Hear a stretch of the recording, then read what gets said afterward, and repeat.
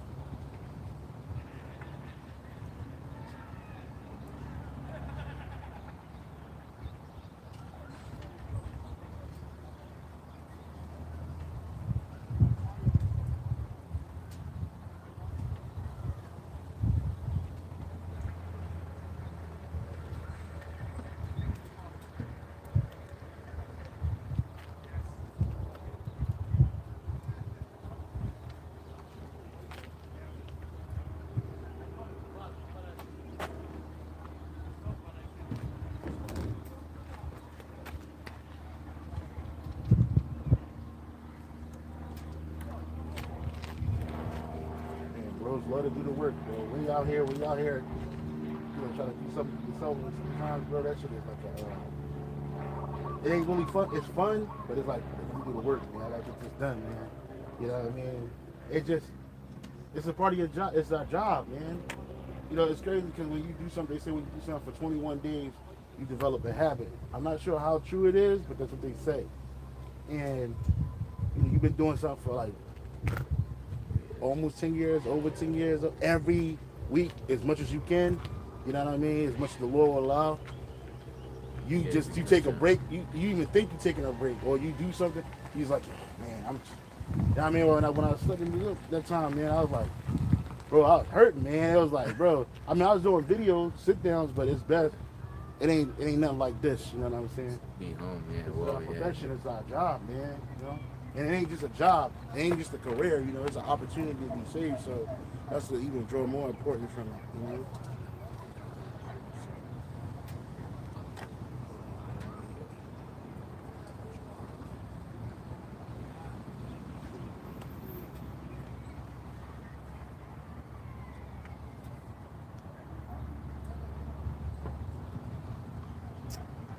Damn, bro.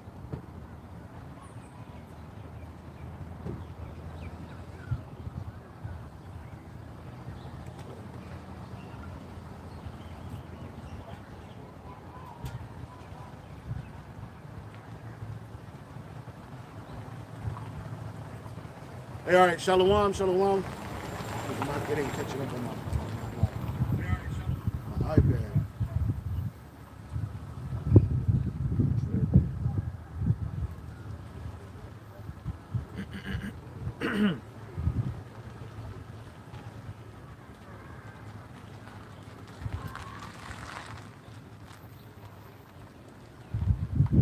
My brother said it sounded not as good.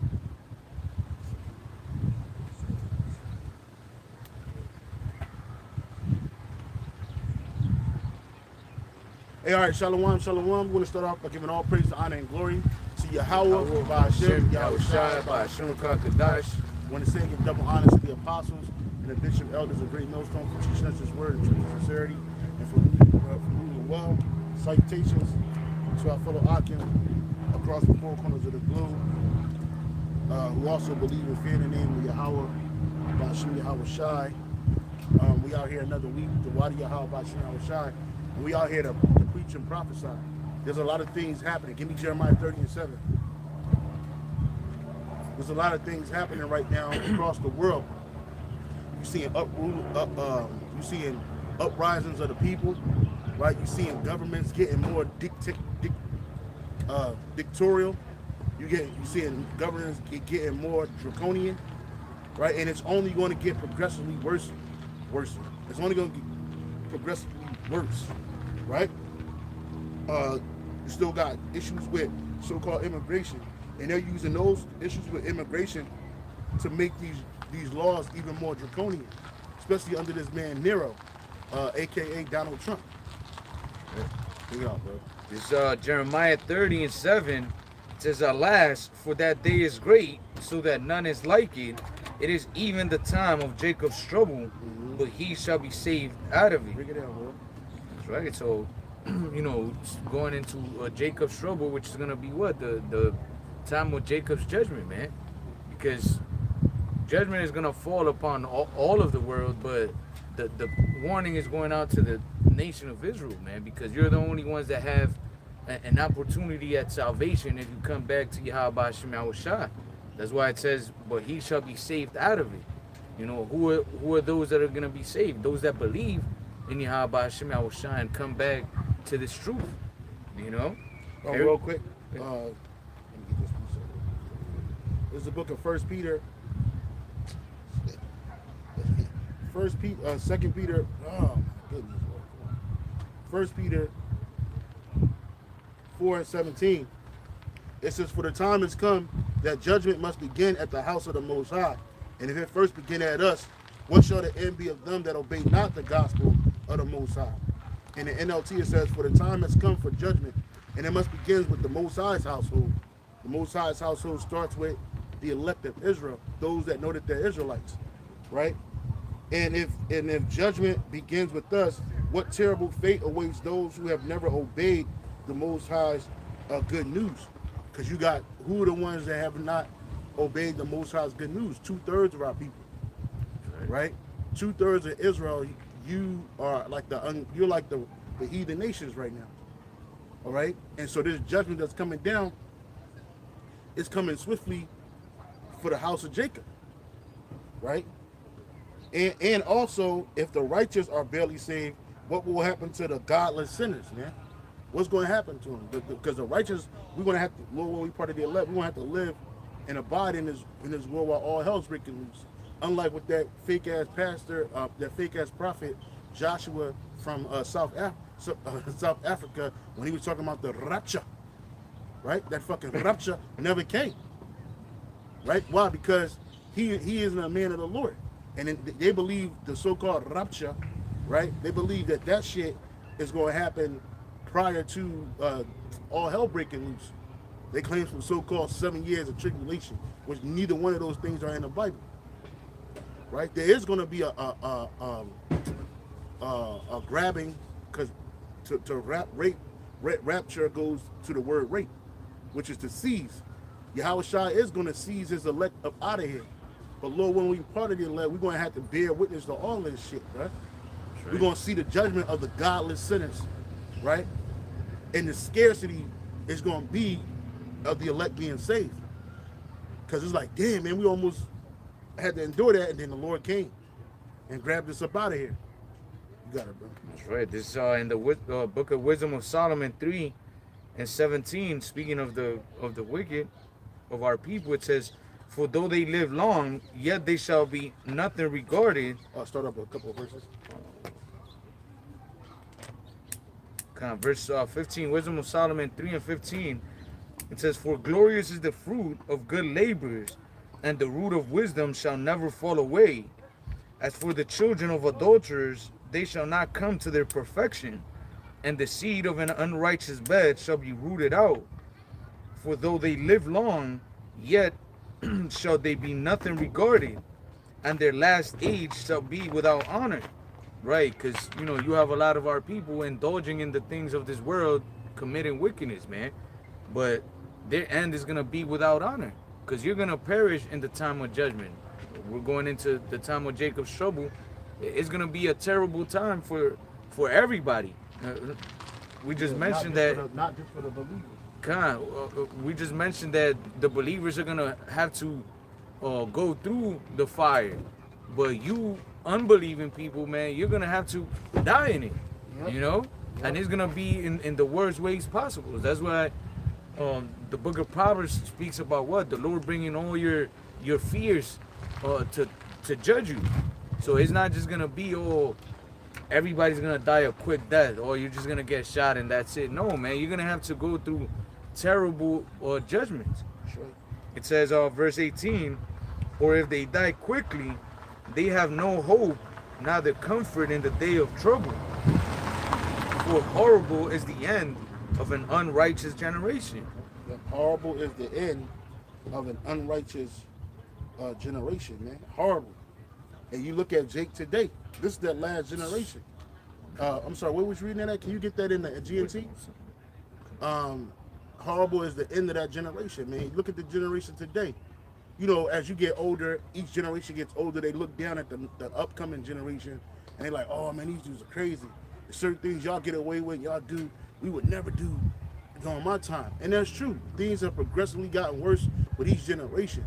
But this generation today, they're completely through, right?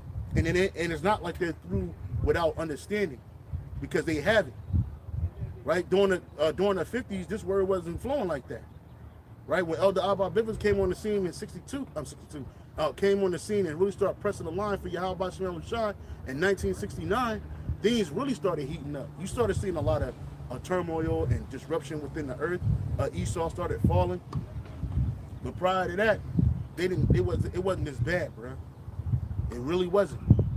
As bad as slavery was, man, Jake still had families. As bad as slavery was, man, Jake still had order. As bad as slavery was, Jake still had the fear. This generation today, they don't have neither of those things. They are disordered. They don't have no order. They don't have no fear, right? They don't have no fear of Yahweh Shem Shai, because if they did, they'd be trying to follow these law, statutes, and commandments and get closer to the Lord and repent to the Lord. You got it, bro. That's right. You want me to read that last verse or read? Yeah, just a couple of verses up, because it sounds good in the KJV, but I just want to see what it sounds. Yeah, it kind of mostly goes into like children born. Well, if you want to. Yeah, go ahead and read it, brother. Go ahead. There's Wisdom of Solomon 3 and 16. It says, "But the children born of adultery or of a forbidden union will die an early death." Well, you see that happening. Niggas be dying at 17, 18, 13, 19, right? Young ages, bruh. Even in their early 20s and early 30s. These people, they're checking out, bro. As quick as they checked in, they're checking out. And it's crazy because this generation's so used to death that it don't even faze them no more. Like, niggas go to the funeral to have a party, right? They don't. That's not the house of mourning.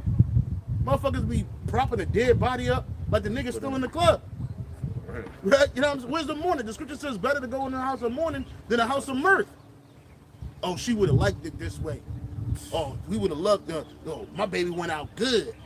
Motherfuckers dressed in all different colors, releasing balloons in the sky and shit, having parties, splashing drinks, throwing money in a casket, right? All this crazy shit.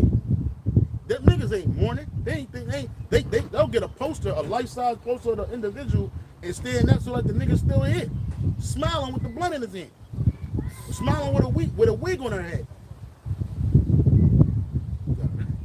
It says, yet even if they live a long time, they will never amount to anything. They will never amount to, hey bro, if this generation, these little YNs and YBs live a very long time, they would amount to nothing, bro. Their whole life would have been nothing more but wickedness, bro. And it would get progressively even worse, bro. So it's a good thing that the Lord stomped these niggas out early. For real. Right? The Lord said that this is the last generation. Yeah, have a bunch of criminals and crooks. Yeah. It says, monsters. They will not be respected in their old age. Yeah, these niggas, as bad as these niggas. Oh, look at these young Johns, these young girls now. They're becoming grandmothers before, like the back in the day. Granny used to be like 50, 60 plus years old, right? Now Granny is like fucking 35, 25. You know, some crazy shit, bro. So you had said something. Read that again. It says they will not be respected in their old age. Yeah, these niggas ain't. And then look at the grannies there. These young girls was that lives in their 60s and 40s. They got tattoos all on them. They done been with 1,000 fucking men or more. Right? Your granny, she might have been a hoe. No one never knew it.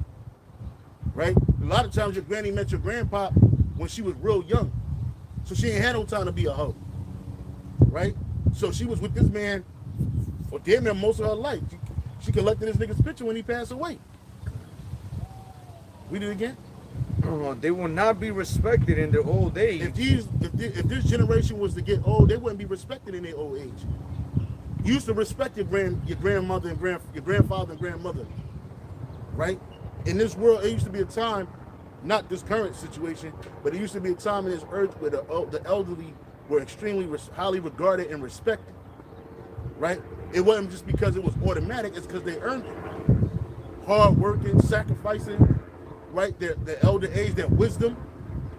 If these little niggas grew up past 25, bro, it's over. It's over, man. These niggas, ain't nobody gonna respect these niggas. Everybody's gay. Everybody's a lesbian. Everybody's a tranny. Everybody's violent. Everybody's a liar. Everybody's coveting. You can't live long lives.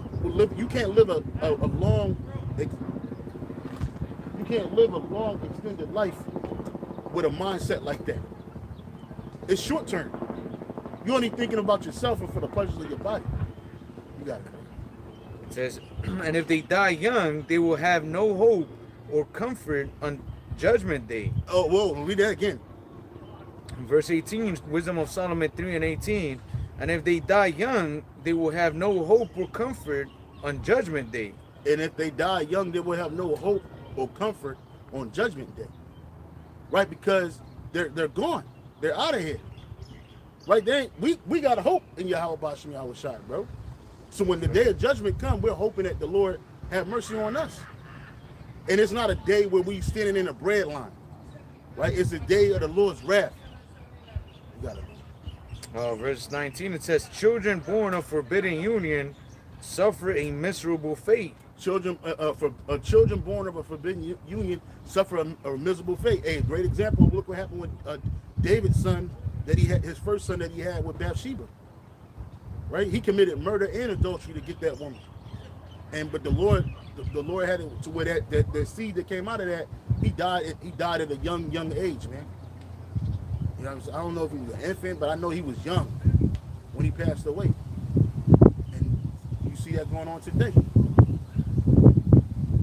And really, the majority of Jake on this earth was born out of adultery. But these generation, they're gone, bro. They're completely gone. It's beyond that. You got women having children with 5 and 6 men, right? And some of them living, some of them dying. I saw a video.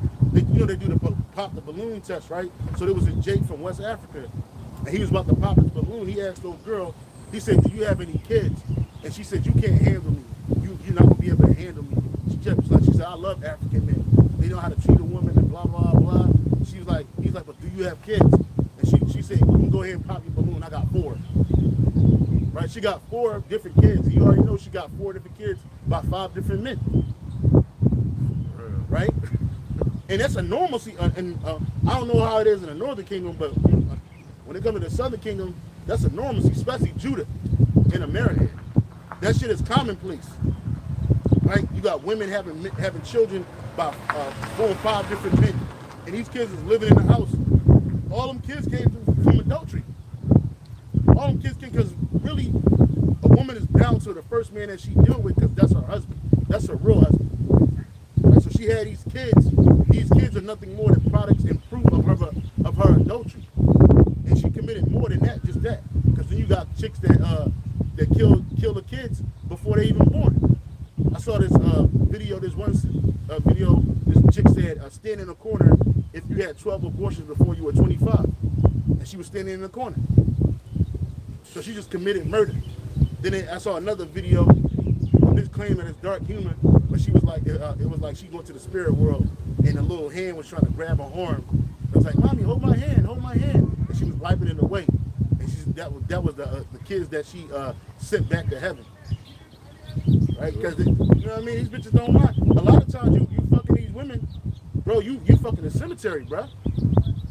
That's what you fucking. You think you fucking something that feel good and look good. That bitch ain't nothing but a fucking cemetery, bro. Her vagina is a home, a womb for death. Ain't no life coming out of that. For real.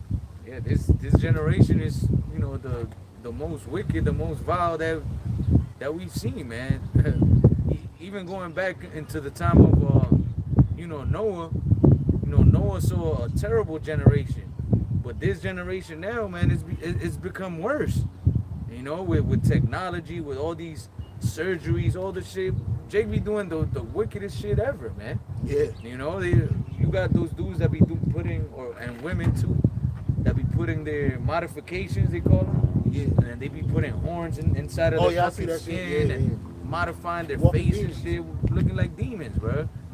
And it's like they walk around the earth doing who knows what, bro. If you do that type of shit to your body, and you're open to show the whole world that type of wickedness, what are you doing behind closed doors, man? Even worse. Yeah, you worshiping Satan, drinking blood, doing a whole bunch of wickedness, man. Yeah, you can't be a nigga that look like that. He gotta be with psychic. And that's even Jake with all these tattoos on their face and piercings on their face, man. It did all this body mutilation. That's heathenistic culture.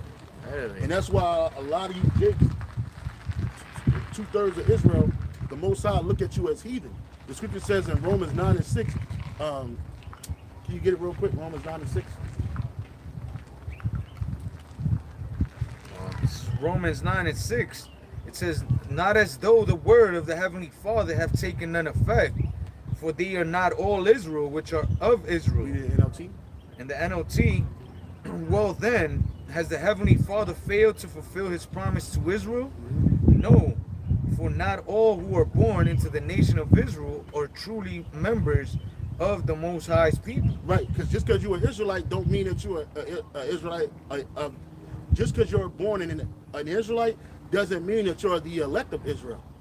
Right. You could be either the elect of Israel or the 2/3 of Israel. Right? And you can see by your actions. You can look at the spirit. You can see the things that come from this man or woman. Hey, this man, he ain't one of them. He ain't one of the elect. He just a nigga. Right? You a degenerate in the eyes of the Lord. Give me Jeremiah chapter it says just type in noble vine. Noble vine. KJV. Jeremiah 2 and verse 21. It says, "Yet I planted thee a noble vine, wholly a right seed. How then art thou turned into a degenerate plant of a strange vine unto me?" The Lord created us to be a noble people. But when we started going off into idolatry, started following after the customs and the ways of the heathen, started committing sin, which continued to turn into iniquity, we look like a different type of people. We look like a degenerate plant unto the Most High. And then look at Jake today. They love being degenerates. That degenerate mindset, that degenerate so-called lifestyle, they're into that. Whatever's wicked and nasty, Jake is with it. Right? You women, you'll be with be with a man that has multiple women, long as you can be in a bed with these women, long as you can be a quasi bisexual, right?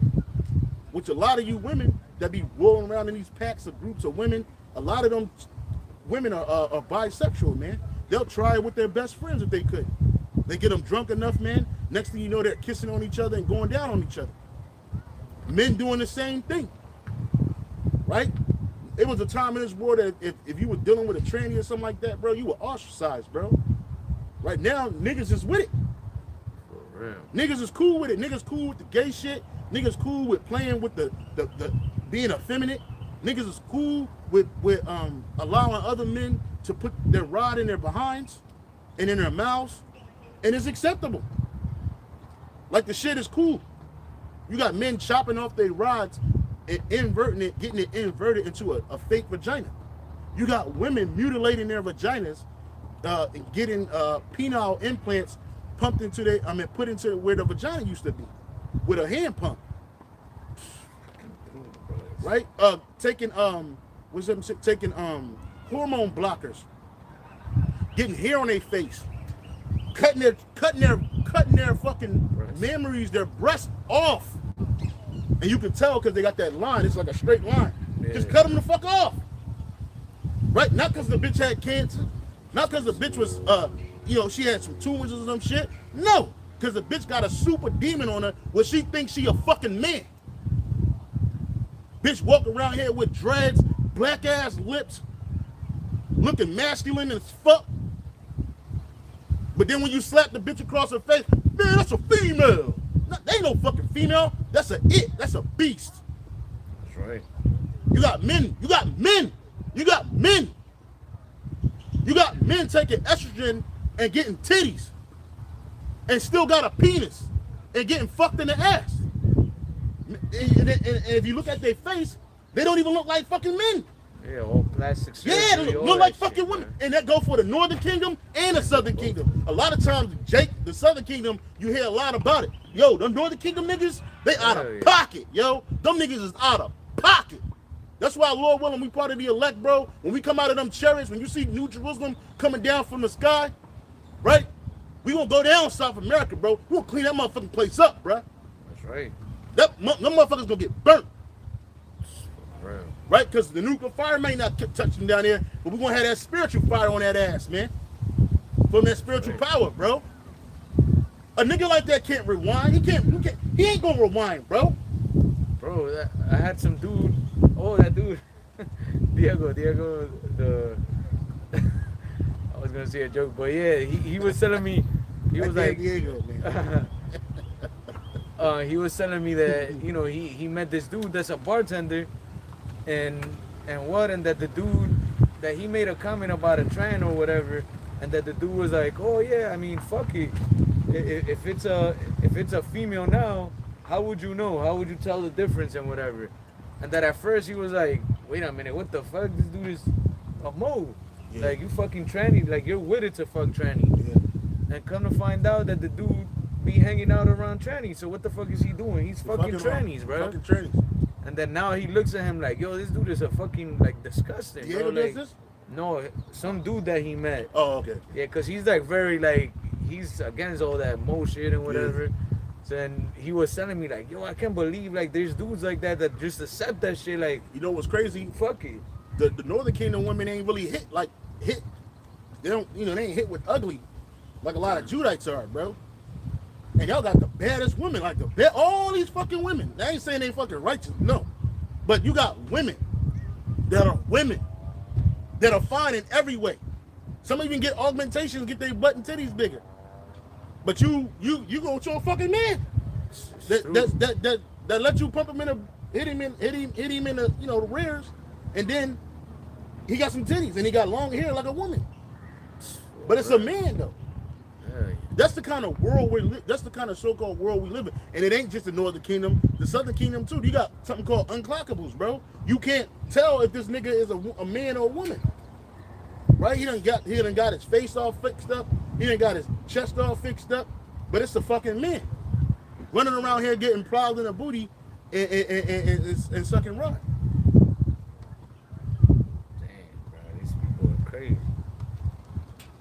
There's the fucking rebus, man. It's the duality. It's called the rebus. Is the it goes back to occultic alchemy, right? That term alchemy. They put two things together and make it one. That's what I think. Last week we were talking about. I believe it was last week. You had mentioned about Baphomet with the titties, half titties and a penis, and then he got his hands up like this and a goat head. Some bestiality / transsexual / homosexual androgynous demon. And that's what's on these people, bro. When you look at Jake in the world, you see the fucking the legions on them, bro, on the men, women, and children. Like, you know, we read about Legion and how Yahawashi took them demons off of them, right? Well, Legion is still here, bro. You got it. That's right, and you could tell, man. You know, when you go out to these places, you know, you could see people and their energy, the demons that are on them, man. I remember one time going out to, we went to have a drink. It wasn't even a club or nothing. It was a bar, and we were sitting down and we had ordered some food, and some dudes came to the bar, and I seen them, bro. I was just like, oh, these motherfuckers are gonna cause problem, guaranteed. Like in my mind, I didn't even tell nobody. And the dudes came and sat right across the table across from us, and whatever, we were talking, but I kept an eye on them, and then more dudes started coming, and then come to find out, they were, I don't know if they were waiting for the guy or whatever, but they all went to the bathroom to start like a fight, bro. And I was just like, yo, I knew these dudes, like, since they got here, that they had a demons on them, because they were all like sketchy. I guess they were like on drugs and shit. They're like looking around, like looking for trouble. Yeah. Like those dudes that they can't stay still, and they're like looking for trouble, looking at dudes to see if they say something. Yeah. And I told my woman and my brother-in-law, I'm like, yo, these dudes are looking for trouble, so just don't. And they actually bumped one of my brother-in-law, and my brother-in-law looked at him and he was like, oh, hey, what's up? Like, you know, being friendly. Because the dude was probably waiting for him to say something like, yo, what's up? Why you bumping me or whatever? Just so he could take off. Yeah, and I was just like, yeah, these motherfuckers got demons on them niggas, them demons that's looking for that igniter, man. Yeah. That's why, like, we taught balance. We taught they humble down on a lot of situations, man. A soft answer turning for way wrath, man. Right. You ain't gonna punch a dude that say, well, hey, how you doing, in the face because you mad. You know what I'm saying? Unless you just super deemed up. You know what I mean? Like, you waiting for a nigga to say, nigga, what? Fuck. Oh, yeah, that's, you know, hit him with that equal energy. And the scripture says, a lot of Jake try to use it with the cops. Hey, but the scripture says, agree with thy adversary very quickly, man. That's right. Right? You got it. Hey, you got it. I was thinking about that a couple days ago. Well, shit, literally today. Some time ago, I was coming out of the Walgreens near my area, and shit, this dude, I was trying to get into my car. He see me moving, trying to get there, and he bumped me, pushed his way through me and shit. Little short motherfucking jack fight dude. I could have took off with him, and at that time, I was really studying Brazilian Jiu-Jitsu. I knew moves. And I was like, you know what? I was like, you got it, man. Because you got bro on me? Nope, you got it. You got it. Because a lot of times you be thinking that, like, in the world, they teach you, like, if somebody come at you like that, you got to hit him with the equal power. Or come at him with the same equal energy. You don't. Because a lot of times, this nigga just wasting his life. His women probably cheating on him. He probably lost his job. So he's ready to take it out on somebody. And he want that somebody to be you, but it ain't going to be us. And don't think we choir boys either because we choose the low road. Right? Because you can get your fucking head knocked the fuck off real quick, real motherfucking fast, bro. But we ain't out here for that. Right? If I'd have gotten into a scuffle with this dude, then I got a case, then I got to go fight it, then I can't do the work, I could be injured, I could get killed. Anything can see, you know, we start thinking about this when you're applying wisdom. Yeah. Right? And we don't really go places like that where nigga energy is at. If it's nigga energy there, we ain't going there. And we'll go eat somewhere else, man. Or we'll go have a drink somewhere else. We don't have to, matter of fact, fuck it. Hey, let's go grab something, go to the spot, man. You know what I'm saying? Or even, you know, or you even go towards where Esau be at. Yeah, go where Esau is as at. Uncomfortable as it is to be around Esau, man, you just don't want the trouble that comes with being around Jake, man, because Jake is just completely out of it, man. They just want to start trouble, fight, shit. Always trying to, you know, holler at somebody else's woman and shit, even if the man's right there. Even if he right there, disrespectful, man. And that's disrespect. And you can't just say, oh, it's just the curses. Nah, it ain't just the curses. These niggas got demons on them, bro. That's right. Right? You see this man, woman with him, and you over here checking her out. And then if that man take your fucking head off or take your life, now, oh, that was my cousin Ray Ray. You know, he was just a guy. He was drunk. He don't know what he's doing. No, that nigga know what the fuck he's doing. He don't have no respect because this world teaches you to be ungodly. It pushes that. Let's get back to the precepts. It teaches you to be ungodly. And that's why when this judgment comes, the ungodly sinners, man, you're going to be done, man. Because who is the sinner? Oh, give me Amos 9:3. I mean Amos 9 and 8. Start at 8. Amos 9 and verse 8.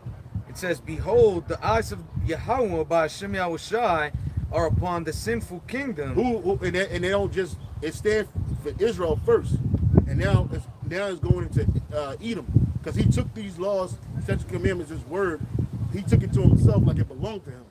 So now he's going to be held accountable for that. But it start with Jacob. It start with Israel. Read it again. Amos 9 and 8. "Behold, the eyes of Yahweh by Hashem Yahushai are upon the sinful kingdom, and I will destroy it from off the face of the earth, saving that I will not utterly destroy the house of Jacob, saith Yahweh by Hashem Yahushai." That's right, man. Read it again. Amos 9 and 8. "Behold, the eyes of Yahweh by Hashem Yahushai are upon the sinful kingdom, and I will destroy it from off the face of the earth, saving that I will not utterly destroy the house of Jacob, saith Yahweh by Hashem Yahushai." And that go, I think you read Jeremiah 30 and 7. Alas, that day is grace, and none is like it. It's even the time of Jacob's trouble, but he shall be saved out of it. That's what that link up to. That's right? Because the Jacob's trouble is for Jacob. Now Esau's going to be in it too. He's going to get it too. But Jacob's trouble, this judgment is coming just like the flood. The flood wasn't just for all those nations that were going off, including Cain's people. It was for the sons of God. The sons of the power were doing abominable things, man. It was so fucked up that the Lord said, you know what? I'm going to flood this place, man. So the Lord brought that first flood because of Jacob. He didn't just bring it because of the heathen. He brought it because, just like he bringing this fire for Jacob. First. Then it's going to be these other nations. This wrath of the Lord, the judgment that's coming, right? The judgment that's here, because the judgment happens every day. But it's going to be amped up. The Lord put the right people in place to bring these judgments.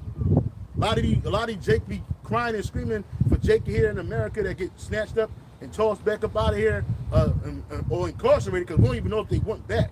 They get incarcerated by the fucking the ICE people, right? And they get taken to these facilities. You don't know what's happening to them brothers and sisters, well, them people, because them niggas ain't brothers and sisters. Because if they were, the Lord would have protection or have a hedge around them, so that they wouldn't even come to such a condition, right? But you don't understand that the Lord is bringing judgment, right? And his judgment is going to be brutal, right? Just like he did them Canaanites. We were the judgment for them Canaanites. The Lord used us to judge those Canaanites when we moved into the land, because of all the wickedness they were doing, those odious works of witchcraft. And the Lord allowed it to get to a certain point because we were in captivity. Once we got out of captivity, once we went through the wilderness for that 40 years, and that first unbelieving generation passed off, in which they're back here today, and they're fucking unbelieving children. They're back here today. Once they got wiped out, then the Lord brought Joshua, Caleb, and the children, right? That first generation didn't make it up in there. And the Lord used them children to do what? To go up in there and to destroy them fucking heathens for what they were doing up in there. And they doing this, and Jake is doing the same thing today. The abortions, which was killing your kids, sacrificing your children to the fire, sacrificing your children to Molech, committing homosexuality, acts of witchcraft and wizardry, right? Idolatry. All of that's going on today. So then you're going to say when this judgment comes, well, why is this happening? I don't understand. I love the Lord. I go to church. I know my Jesus. Right? You sitting there going and watching this black bitch scream and holler to the top of her lungs in a fucking pantsuit, talking about the prosperity of the Lord, breathing all heavy, sticking up the microphone, spitting all over your place. You thought that you were worshiping the Lord doing that shit. Well, you're gonna be sorely confounded in that day. That's right. This is Jeremiah 16 and verse I'll start at verse 10.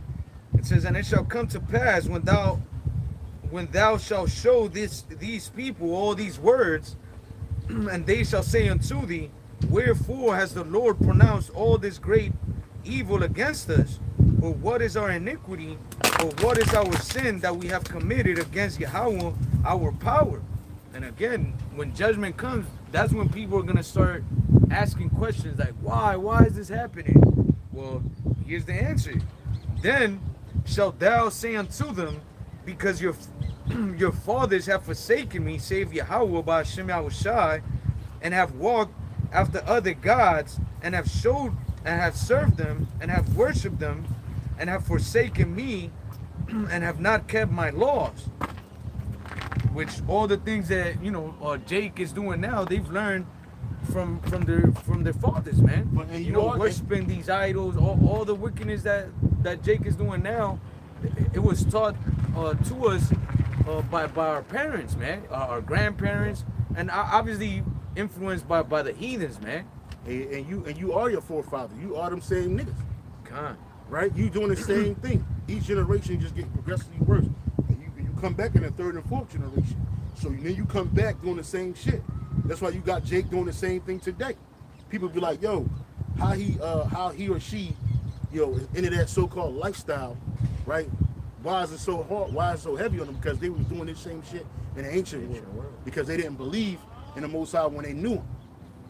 You got it, right? Verse 12, it says, and ye have done worse than your fathers, for behold, ye walk every one after the imagination of his evil heart, that they may not hearken unto me. Yeah. So when all this hell come, when all this judgment come, which is hell, it's gonna be real hell when it comes on you. This is the reason why. This is why it's happening. Right. Okay. Let's go back to Amos. Back in Amos 9 and verse 8, it says, behold, the eyes of the Lord are upon the sinful kingdom, and I will 40 minutes past that quick. God damn. I'm sorry, brother. I'm sorry. It's like we just started, bro. It's lucky, bro. Go ahead, bro. Amos 9 and 8, behold, the eyes of the Lord are upon the sinful kingdom, and I will destroy it from off the face of the earth, saving that I will not utterly destroy the house of Jacob, saith the Lord. And now today, that wicked, that's evil and sinful kingdom that the Lord's going to destroy off the earth is America. That's right.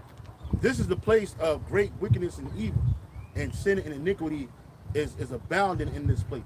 So the Lord's going to destroy it from off the fucking map, right? It's going to be a desert.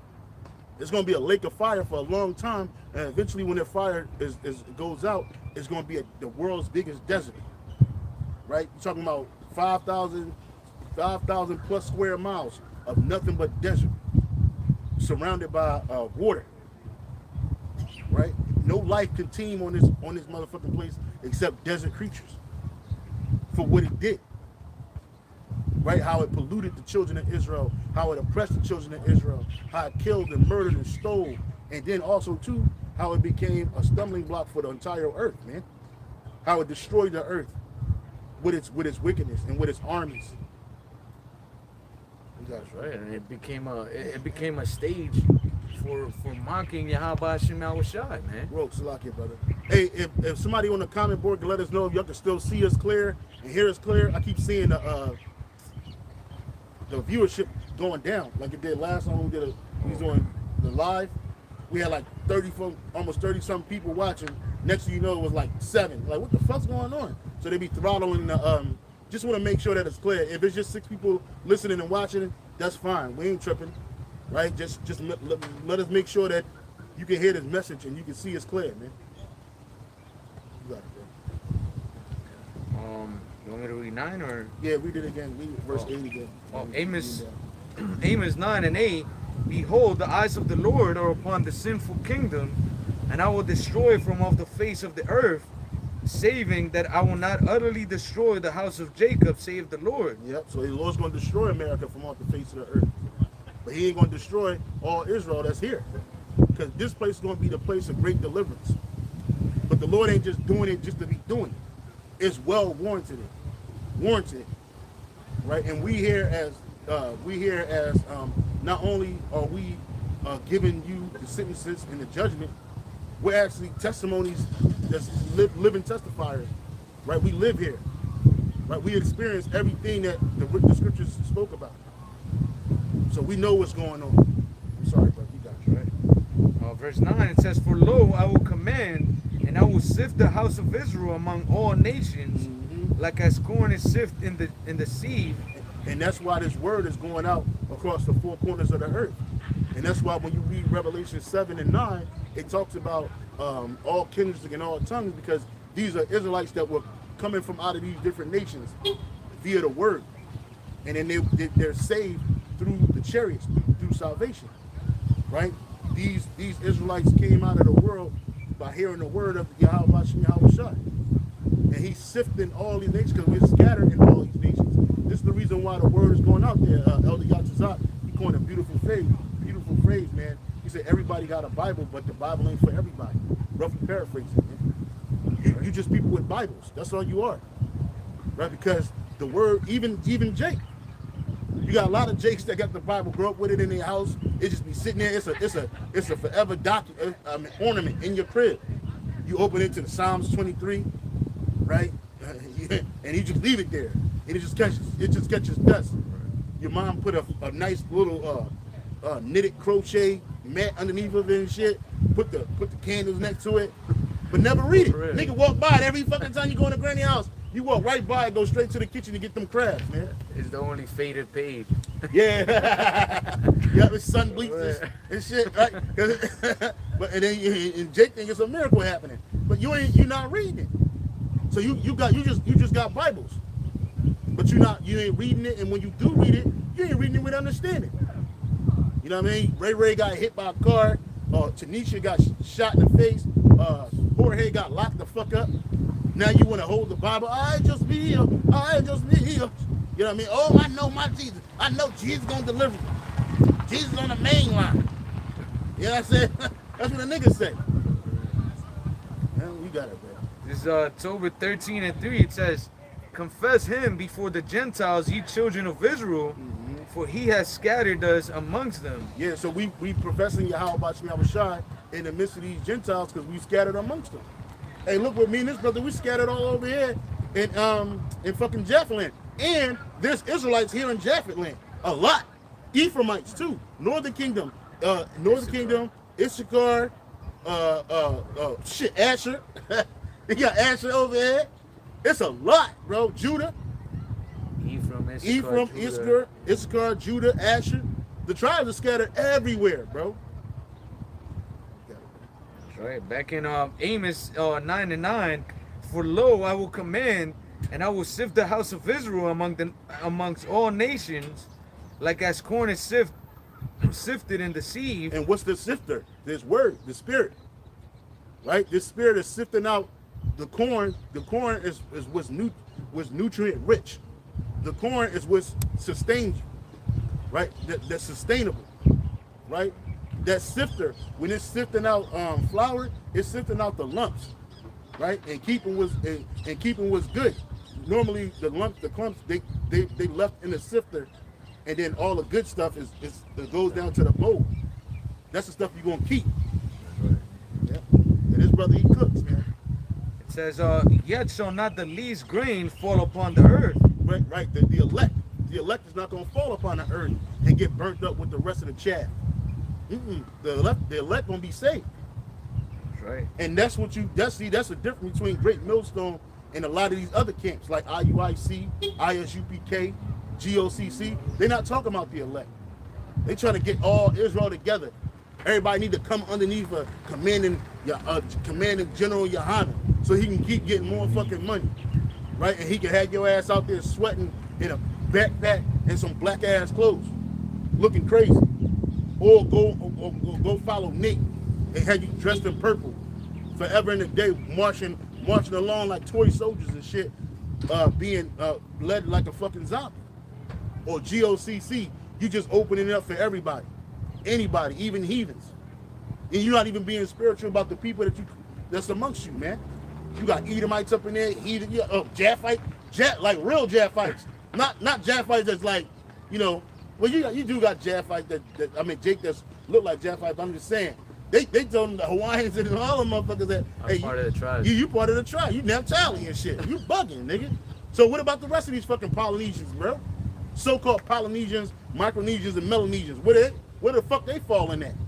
They ain't our people, bro. These people got their own nationality. They got their own nature. They got their own spirit. And we live here. So we know what it is.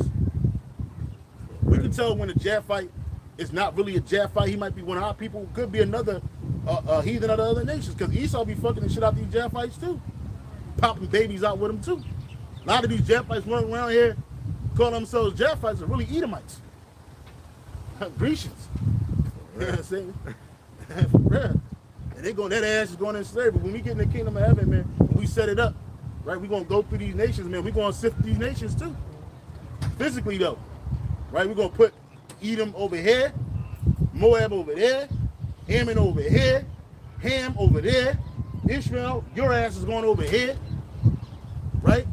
Aram, you going over there. You Syrians, you going over there. Right, you're gonna be in order. It ain't gonna be no mixing and mingling, bro. It ain't gonna be no fucking what is it, a melting pot.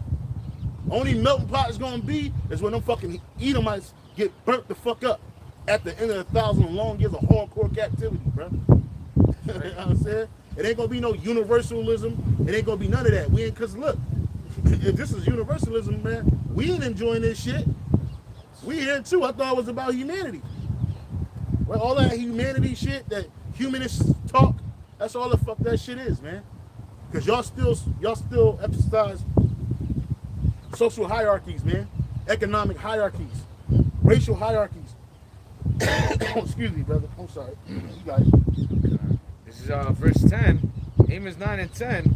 All the sinners of my people shall die by the sword, which say the evil shall not overtake nor prevent us. That's right, man. There's a lot of people of the nation of Israel that are in that spirit, man, thinking that nothing's ever gonna happen to them. You know, oh, I believe in Jesus, so I'm saved. No, if something bad ever happens, we're gonna be raptured before anything evil happens on the earth. And that's not the case, man. Yeah, it's not the case, man. We're gonna have to.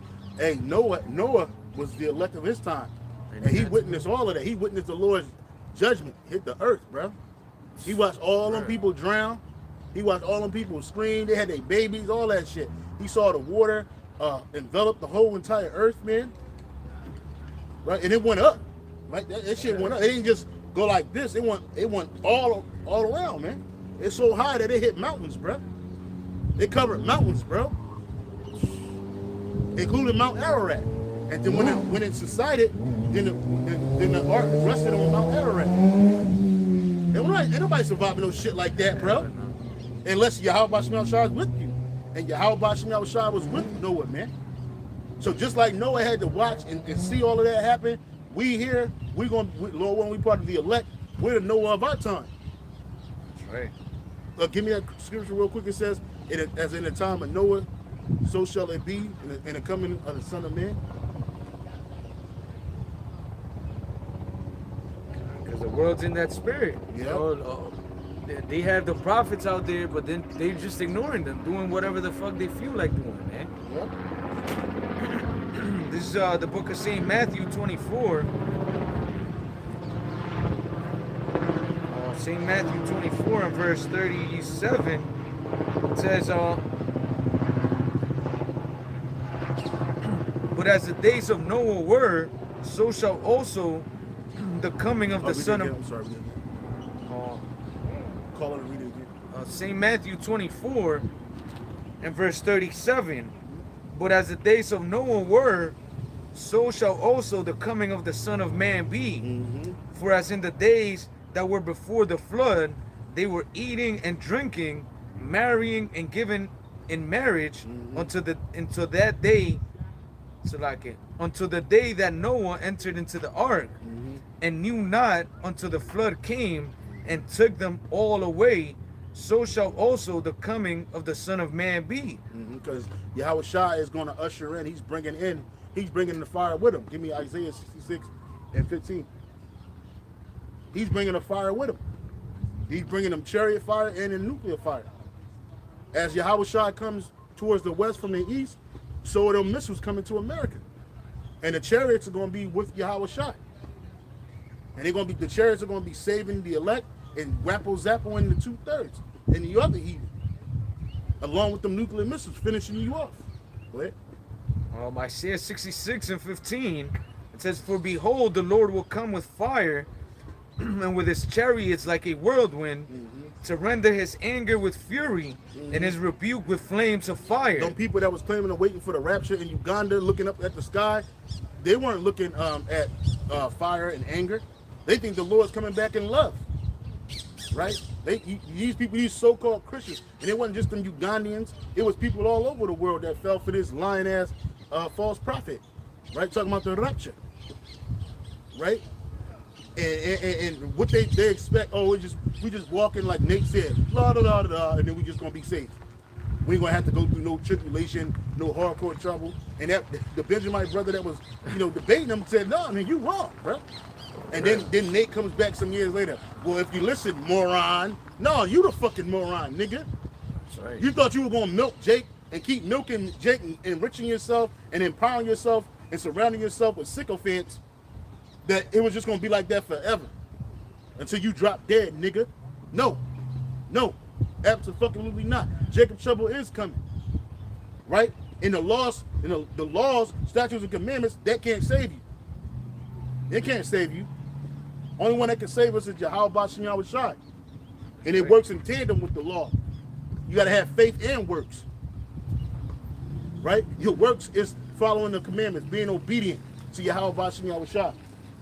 Right? And your faith is what? Your faith in Yahweh Shem Yahushai. Right? That's how you establish the law. Right? But you niggas out here, you think that it's your, like Marlo Stansfield said from The Wire, man. And you want things your way. You want things one way, man. You want things your way. It ain't your way. Right. And, prophecy ultimately being a key component in our salvation, man, because prophecy speaks about what?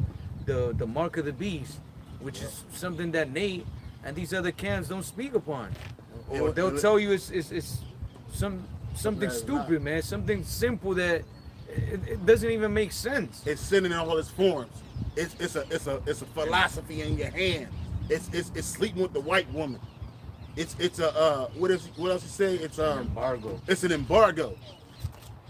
Them niggas that just don't either them niggas took a bag or them niggas just fucking extremely stupid. Either way, they shouldn't be teaching. That's right, for real. Right? Especially knowing what we know today. Right? It's even more so what 10 years ago, bro. A lot of the things we're talking about us in a future tense. Now we living in that future time. And we can see the whole MOTB system being infrastructure being set up right around us as we go along. At first, we were talking about the 5 and the 6G towers that was popping up out of nowhere, right? Now you got data centers being placed in small towns, making the people sick, fucking up the people's ecosystem around them and shit, the animal ecosystem around them. Why do you think they putting these data centers up? It ain't for nothing. It ain't so you can peruse the internet on some bullshit. Nah, man, it's set up so it can hold up all the data of all the people that's in these places, man, in America at one time. And it took a lot of energy, it took a lot of metal, it took a lot of heat, it took a lot of computing. Because even when you on your computer or your cell phone, that shit get hot. When you on that motherfucker and it's computing on, even when you're not on it, while you sleeping, it's computing. That's right. That's why they say when you sleeping, you shouldn't have your cell phone plugged in next to you, because it transfers electrical current from the phone to you. You know. And that shows you how far ahead the spirit of Yahweh Shem Yahushai had revealed these things to the true prophets, man. You know? Yeah, because they ain't no true prophet. Yeah, like 10, 20 years ago, people could still, have doubt. Like, I don't think that the chip's gonna come out. We don't know about that digital Internet of Things and whatever. It's a cell phone because the cell phone got chips in it. Nigga, stop trying to be deep, nigga. Yeah, the cell phone got certain chips in it, but not the one that's gonna go in your fucking body, nigga. That's right. They got near field NFC the capabilities, our radio frequency capability within these things, but we're talking about your hand, bro. And what they've been doing over time is I had the word, what's it called? Gradualism. When they've been gradually getting you associated and comfortable with contactless payments. That's right. Right? You can wave your fucking hand or wave your phone over a device. But you don't never notice when you look at that sign, it's a hand. It's not a cell phone there. It's a hand there. But nobody ever asks a question when you go to Walmart, you go to Walgreens. Oh man, why is it a hand there? Right? Or we was out in another island, and the location we were staying at, it said it's cashless. They don't accept no cash there, bro. At the resort, I took a picture of it, and it said cashless. Right? And that was at a resort. So what you call them places? Timeshare. You couldn't use no cash. Everything was contactless payments, man. Tap to pay.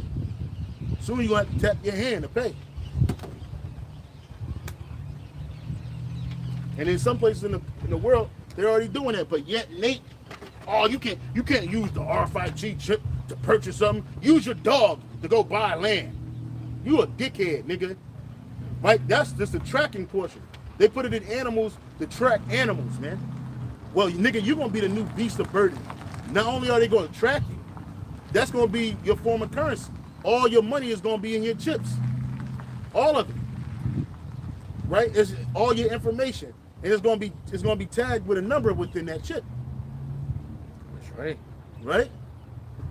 But you didn't understand the gradualism as you saw it approaching. They're gonna get rid of, and even Klaus Schwab said they're gonna get these cell phones gonna be a thing of the past. Everything's gonna be in your hand. Right? And there ain't gonna be no Terminator shit where you're gonna be talking, because they ain't gonna be wanting people to communicate like that. Well, they have that Meta came out with that shit where you have the Meta glasses, yeah, and you have a wristband, or the ring. You got that ring too. Yeah, but the wristband, it reads your thumbs movements or certain movements from your fingers, and you can control the shit that you're moving in the glasses and shit. Yeah. So it's like it's already there, man. Like they're giving it to you as new technology, but Iso has shit that he just has in the closet, like just waiting. Like, okay, they're getting getting more used to it. Let's bring this other shit out. Yeah, let's make it convenient. Yeah. Let's make it mandatory. Oh, just this week we had breaking news.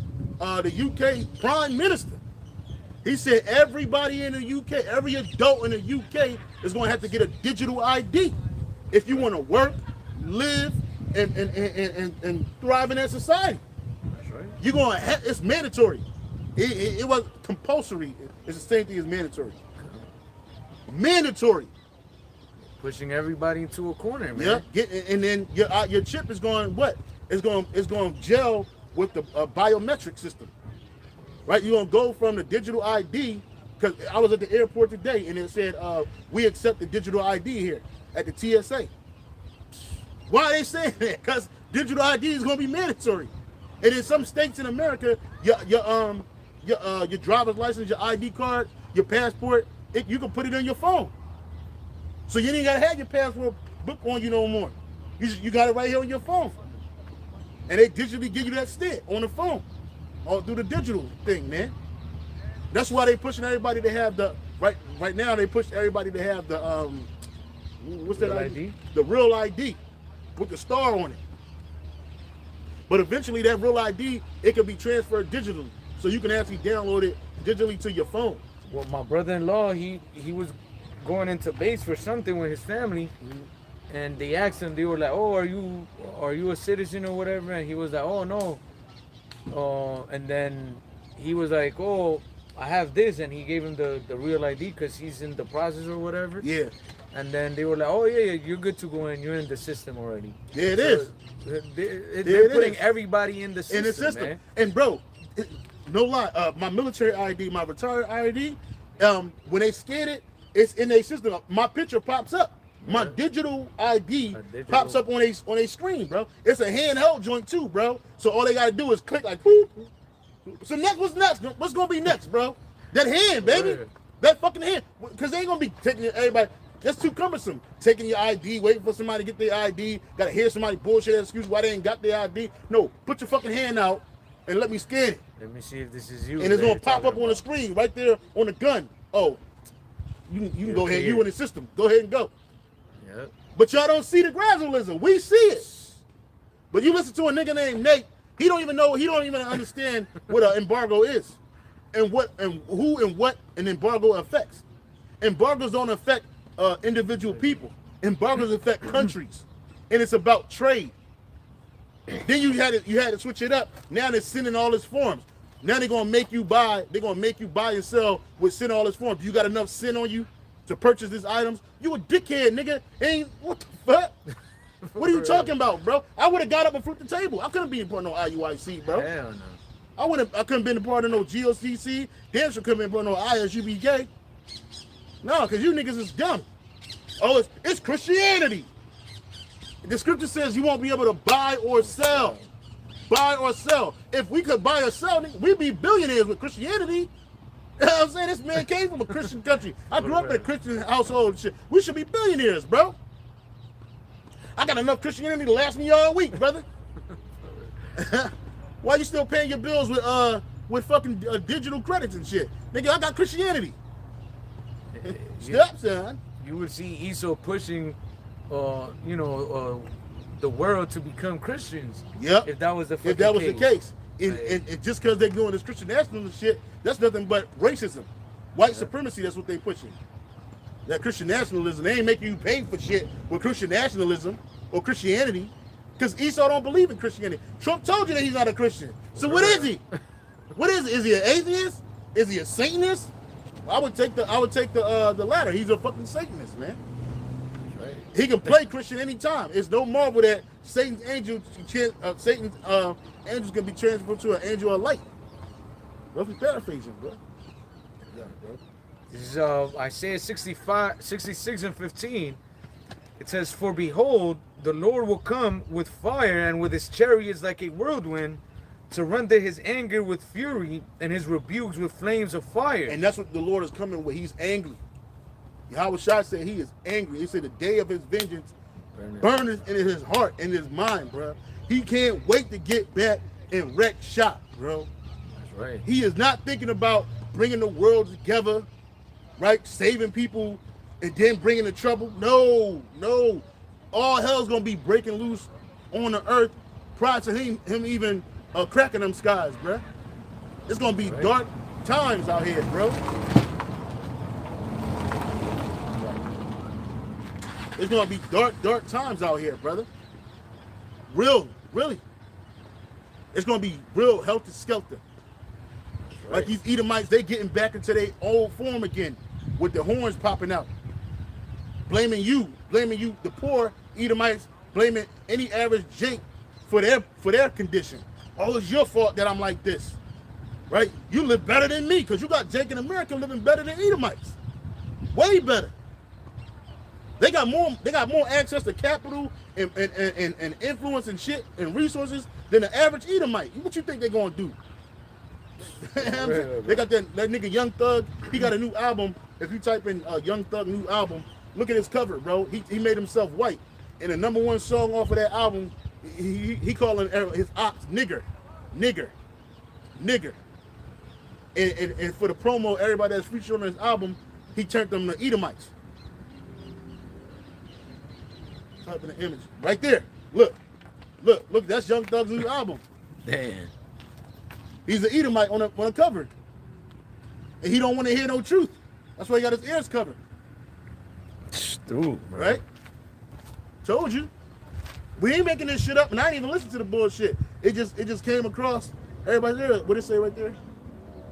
First impression of Young Thug's new album, UV Scuddy. Yeah, that's some bullshit. Right, that's the demon. That's the demon that's working with him. The Edomite demon was in him. He said, I call my ops nigger with the ER, the hard one. And they said it's the #1 song in Arkansas amongst some fucking Edomites, man. Nigger. Straight up, bro. True, man. So fucking finish, man. You niggas hate yourself. But he gotta do that. And then he not even hot no more. Ain't nobody banging no fucking Young Thug like that. Yo, your day is over, nigga. You should have just went to jail or died, nigga.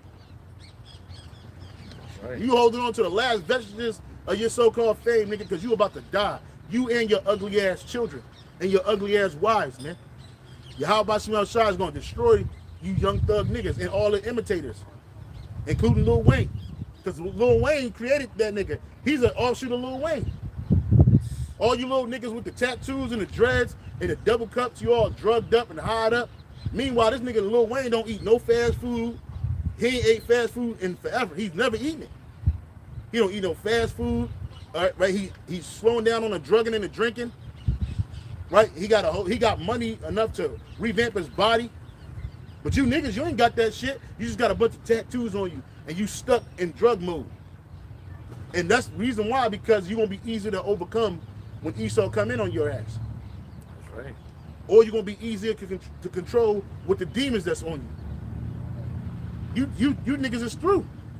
That's right, man. Esau, you know, he plays with people's psyche, man. Mm-hmm. And if you got all these demons on you, it's easy for him to persuade you to do certain things, man. Why you think he puts all these subliminal messages on the movies, on music? Because he's programming you for those days, man. Yep. You know, you Jakes, when all hell breaks loose, all you're gonna think of is violence, you know, or wickedness, because that's all you know. That's all you know. You ain't gonna be able to think and with righteousness, a righteous mindset and wisdom. Get Isaiah 33:6. When all hell breaks loose, when this trial and trouble come upon you, you're gonna react like you always react, carnal and simple. And Allah can't help you niggas. All that praying to Allah gonna get you put to death, nigga. Ali Akbar ain't gonna save you. Muhammad ain't gonna fly down on the Pegasus and save your black ass, your black and Latino ass. Go ahead, brother. Isaiah 33:6, and wisdom and knowledge shall be the stability of thy times, and strength of salvation. The fear of Yahweh by Hashem Yahushai is his treasure. And wisdom and knowledge in what? In Yahweh by Hashem Yahushai is going to keep us stable in these times, because we know why it's happening. We expected it to happen. We've been looking for it. We know what's going on. Right? So even if they take us, it's like, oh, we're going to give you 1,000 years or life or death. Who cares? Because guess what? Yahushua is coming. That's the reason why this is happening. It ain't happening because of Trump. It ain't happening because of the Democrats and the Republicans can't get along. It ain't happening because of Christian nationalism. It's happening because Yahweh Bashem Yahushua is judging this place and the people that's in it, including his own people. Right. This is in the book of 2 Timothy 1 and verse 7. It says, "For the Heavenly Father hath not given us the spirit of fear, but of power and of love and of a sound mind." Yep, and that's what's going. A sound mind is going to be worth its weight in gold in that day, and that's why the Lord said He's going to make a man more precious than fine gold, even a golden wedge of Ophir. He also said He's going to make a man a covert from the storm, right? Because you men and you women out here, you're not going to have no covering out here. You're going to have no spiritual covering. Satan ain't going to deliver you, nigga, no matter how many sacrifices you make, right?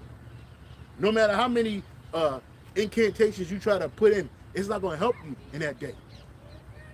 You got it, bro. I looked up that word power in 2 Timothy 1 and 7. So it says, I'll read the precept again. "For the Heavenly Father have not given us a spirit of fear, but of power and of love and of a sound mind." I went into that word power, and it's the Greek word dynamis, and it says strength, power, ability, inherent power residing in a thing by virtue of its nature, or which a person or thing exerts and puts forth, power of performing miracles, moral power, and excellence of soul, which is again something that the 2/3 of our people don't have, man. So when trouble comes, they're gonna opt to what? To violence, to wickedness. It says the power and influence which belongs to riches and wealth, or well, that was pretty much it. That's what I wanted to get. Or moral power and excellence of soul. And this is what Yahweh Shai has taught us through the Spirit. All these hardships, all these trials and tribulations we going through now, man, is to build up our soul, man, so that when in those days trouble comes, we rely on the Spirit of Yahweh Shai, not on the flesh, man. That's right. Because when there's no food, people get desperate, and the first thing that's gonna come to mind, I'm gonna go steal. I'm gonna go. If I gotta kill somebody, fuck it, I'm gonna go kill him. Yeah. Well, they said that in 2 Corinthians 15, how like a man shall have no pity on his neighbor, but shall spoil him for the lack of bread. That's right. Right. Your lust for the flesh, to feed the flesh, is gonna cause you to sin. That's what it's gonna cause you to do. Right? When we're hungry, we ain't gonna go out and steal it. We're not gonna do. We're gonna wait on Yahweh Shai to deliver us in that day. And he's gonna deliver us through his son in multiple situations, through angels, through other people, women. The scripture says what? In that day, Isaiah 4:1. See, a lot of people think that Isaiah 4:1, you so carnal and so low level, all you think about is the flesh. But you don't understand. The scripture says what? That we will eat and wear our own apparel. Only let us be called by your name to keep us away from the reproach. Right? So what you think? A woman, she's going in this right now, these bitches are stingy and selfish. When they eat, they only think about themselves. But in that day, that woman, she's gonna be thinking about you first. You gonna get the big piece of chicken in that day. You gonna get the big burrito in that day. That's right. Right? Before she even eat, before she even feed her kids, she gonna make sure you got it. Cause she called by your name. That's your wife now. What you think, she ain't gonna take care of you? You over here taking care of her, protecting her, and she's sitting up in there eating this big ass steak, porterhouse steak, and you out here fucking looking at the window like, damn, bitch, I thought I was gonna have something to eat too. You want to be called by my name? No, the woman gonna take care of you first. Right. Only thing you gotta do is fuck on her, not fuck on her. Only thing you gotta do is marry her, and that's by having sex. Now she belongs to you. Now she's covered under your covering. That's right. In those days, they're gonna see the men of the Lord as saviors, man. We are, yep, because we are. That's right. Just like Yahweh Shai is our savior, Yahweh Shai is our savior. We're gonna be the saviors to our women. Your woman's supposed to look at you as her Lord, right? Did not the scripture says that an unbelieving wife, if she be pleasing to dwell with, she can be sanctified through the believing husband. Even a believing wife, she got the unbelieving husband. If he's pleasing to dwell with her, you know what I'm saying? He can be converted, and now what? Now he's sanctified too. That's right. You see?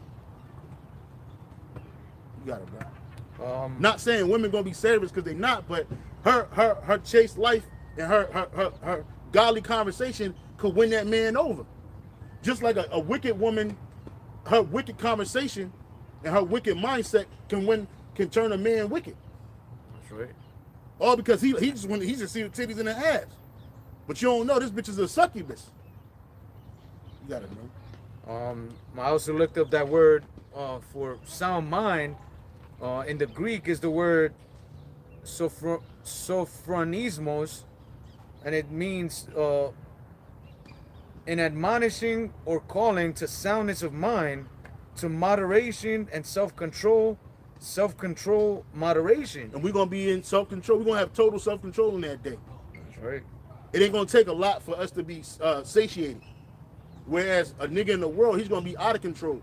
He's going to have no self-control. As soon as he hear that grumbling in his stomach, I gotta go out and get it, nigga.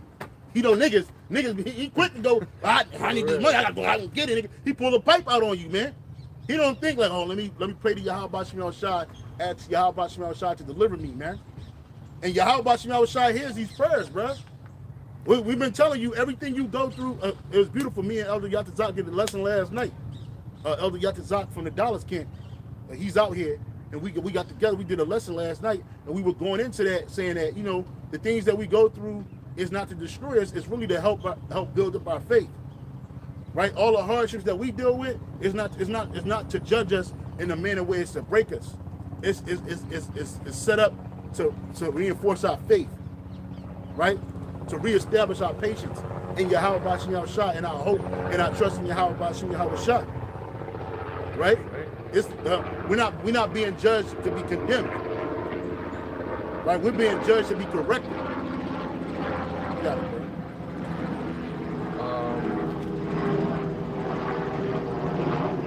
Well, I was here on that. We're reading Amos? Yep. These are Amos. And the spirit is like the wind, man.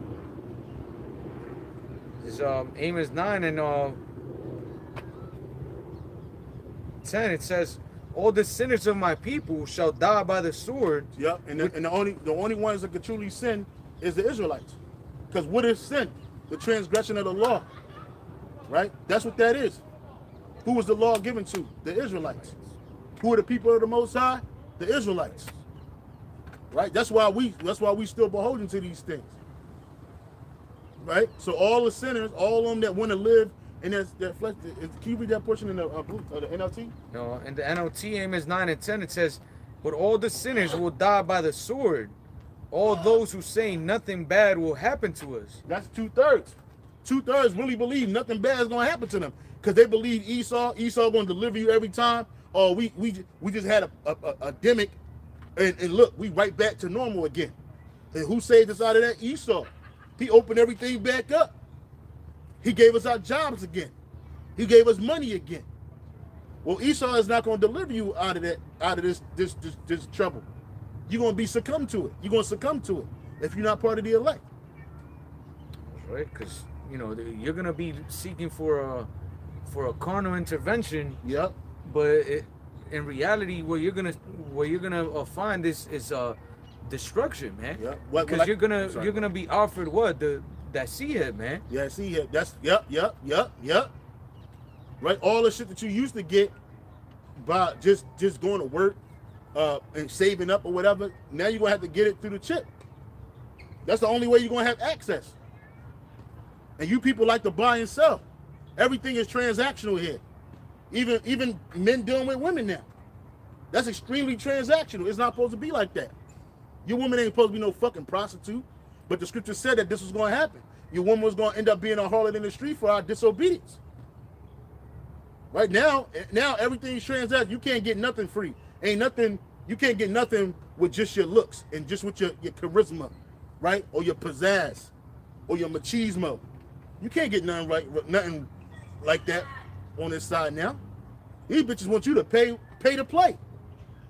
And they're not even worth the money.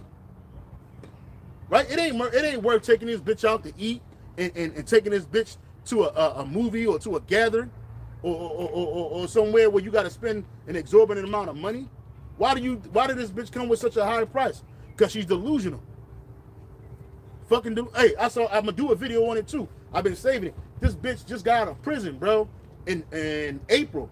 Bitch just got out of federal prison for putting people through fraud. She used to be a YouTuber that was pretty she had a pretty decent following on YouTube. Come to find out the bitch was she was doing mortgage fraud on people and shit, right? And this bitch goes onto the she's out of prison now. She goes onto the Dayton balloon show, right? On a balloon show, this bitch said, they asked her, what did you do? She said, oh, I am currently unemployed. I just got released from prison, right? And she's delusional.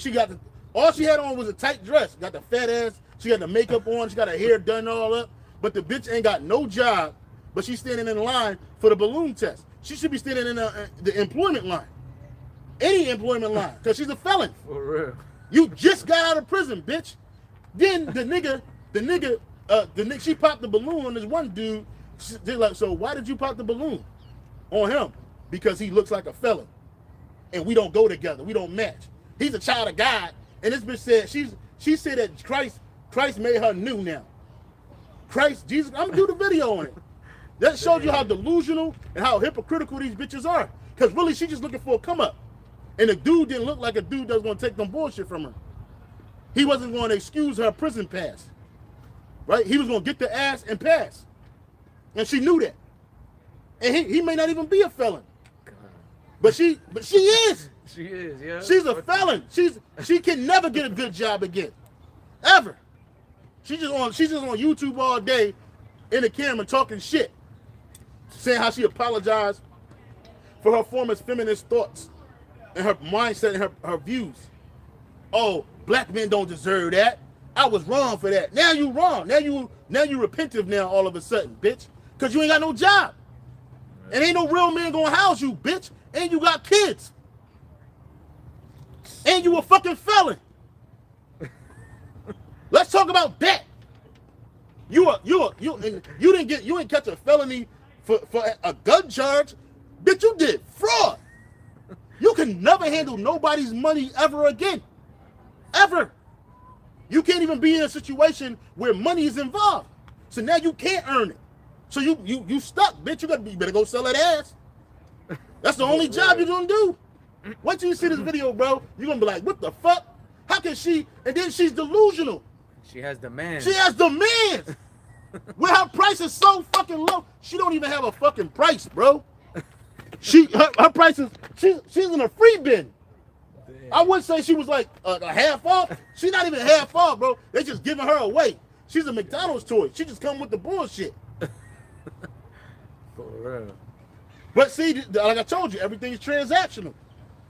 She's looking for a sucker. And this one out there, they showed her getting ready for the balloon test before she even got ready for the balloon joint. She was pulling out a dress, pulling up her Spanx and shit, making sure her hair was right. Dudes in the comment like, oh, yo, yeah, just look at that. She got a fat, she made sure she say her fat little ass up out there. Yeah. Come to find out, bro, this bitch she's in a worst case scenario, bro. Like, bro, you have no options. You have none. You have no demand. You're not in a position to demand anything. You just came out of a prison. Like a physical one. And then her hair not really black because she was stressing. She got grays and shit. Her face without the makeup, she's ugly. But you can't make this shit up. I don't even know how we got on this shit, but this is the world we live in. God. Right? We live in a world where people who are not worthy. Well, we were talking about everything is transactional, so Issa's gonna offer them, Jake the chip during the time of trouble, and that's what you're gonna take. Yeah. Because you want to receive what the benefits. Yeah, you want to get them benefits, and in order to get them benefits, you're gonna have to have that chip. Yeah. Just like you're gonna have to have, in order to get the benefits in the UK, you're gonna have to have the digital ID. You're gonna have to have it, and they're not gonna get a digital ID to a person that's an illegal immigrant. They're not gonna get a digital ID, supposedly. They're not gonna get a digital ID to a person whose paperwork is fraudulent. They're not even gonna be able to hire you if you don't have a digital ID. Like you can't get on a plane and fly. You can't do certain things if you don't have a real ID. That's right. Straight up, my woman, she's a citizen. She don't got the real ID. She need to update her ID. They was like, you know about the real ID, right? She's like, oh yeah, I know about it. Okay, come on with us. But hey, you already document. She don't know that her name is already on a list of people that was traveling without the real ID. So don't be surprised you get that letter in the mail saying, hey, look, you need to update your ID. Yeah.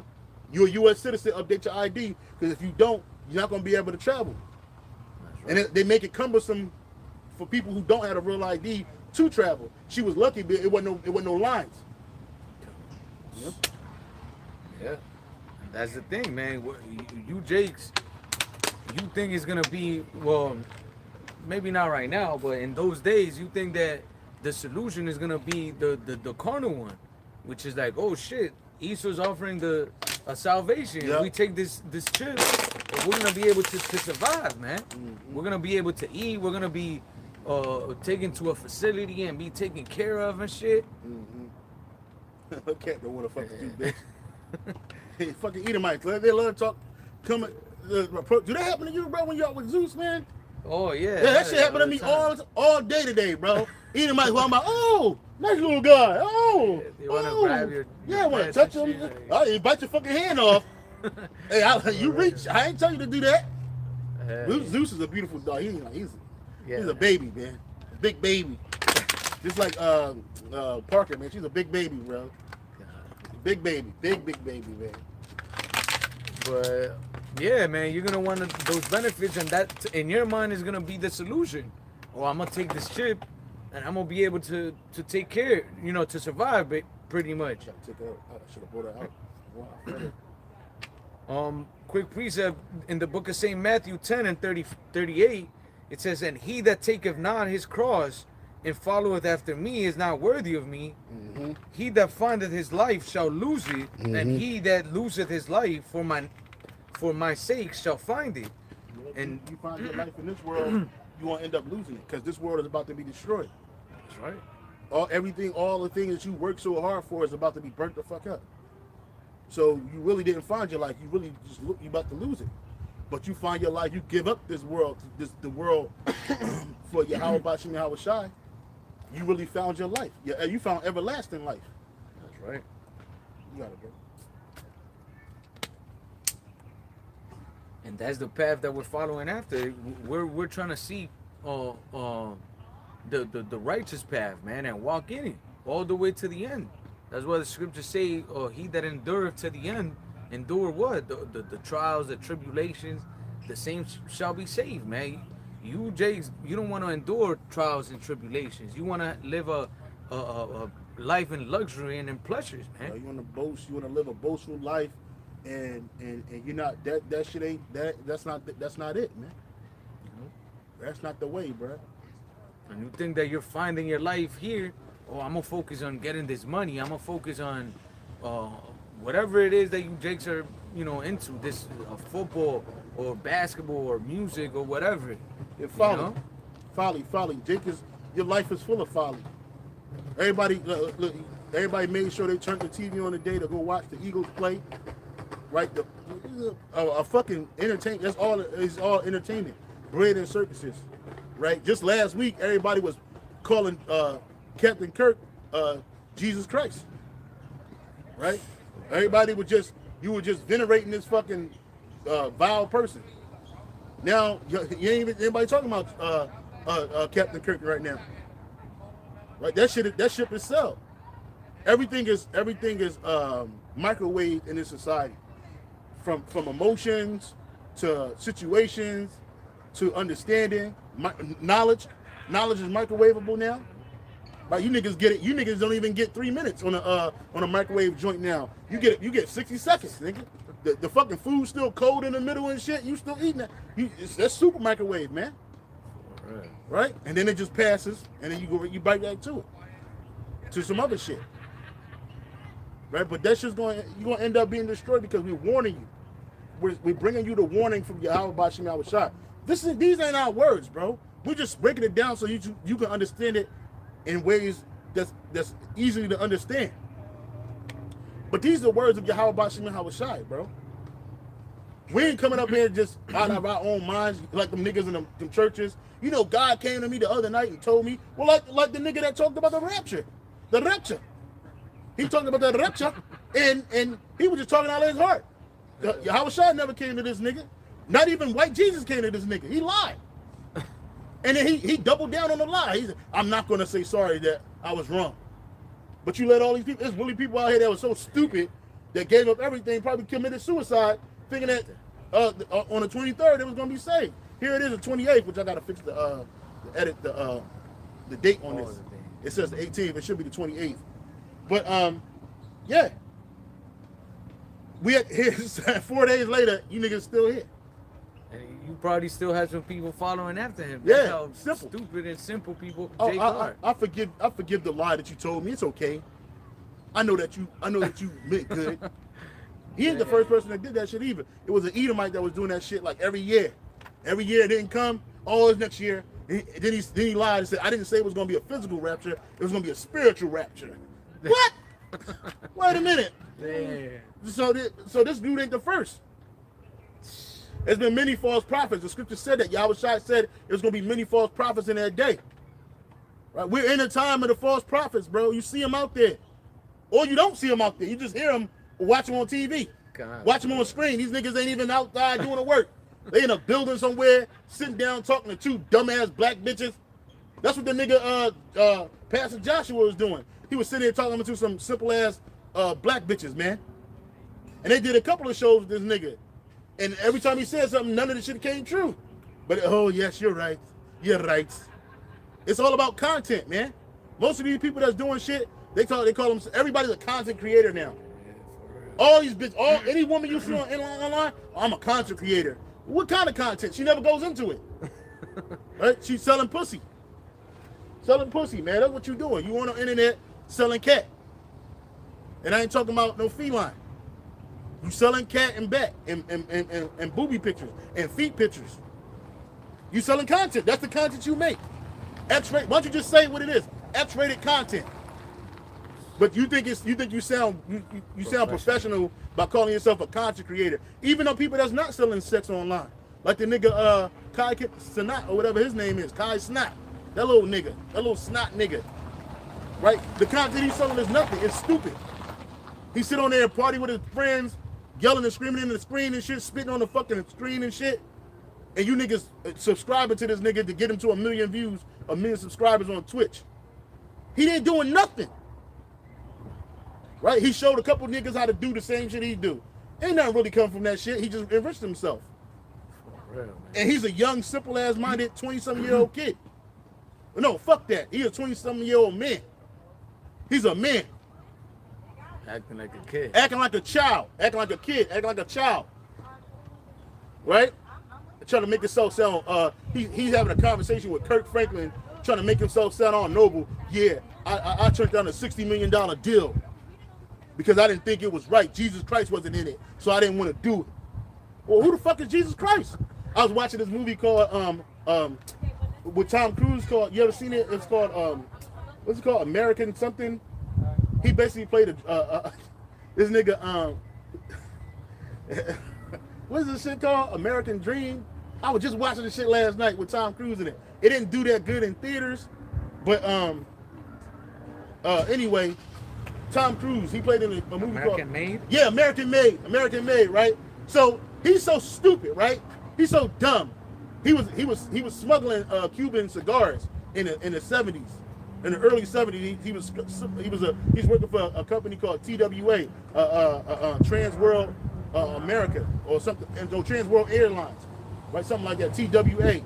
So he back then they didn't have a lot of tight security. So what he was doing was he was smuggling Cuban cigars into America and selling them for whatever a price, a premium. So then this guy came up. He never said he was part of the CIA. Never said he was part of the CIA.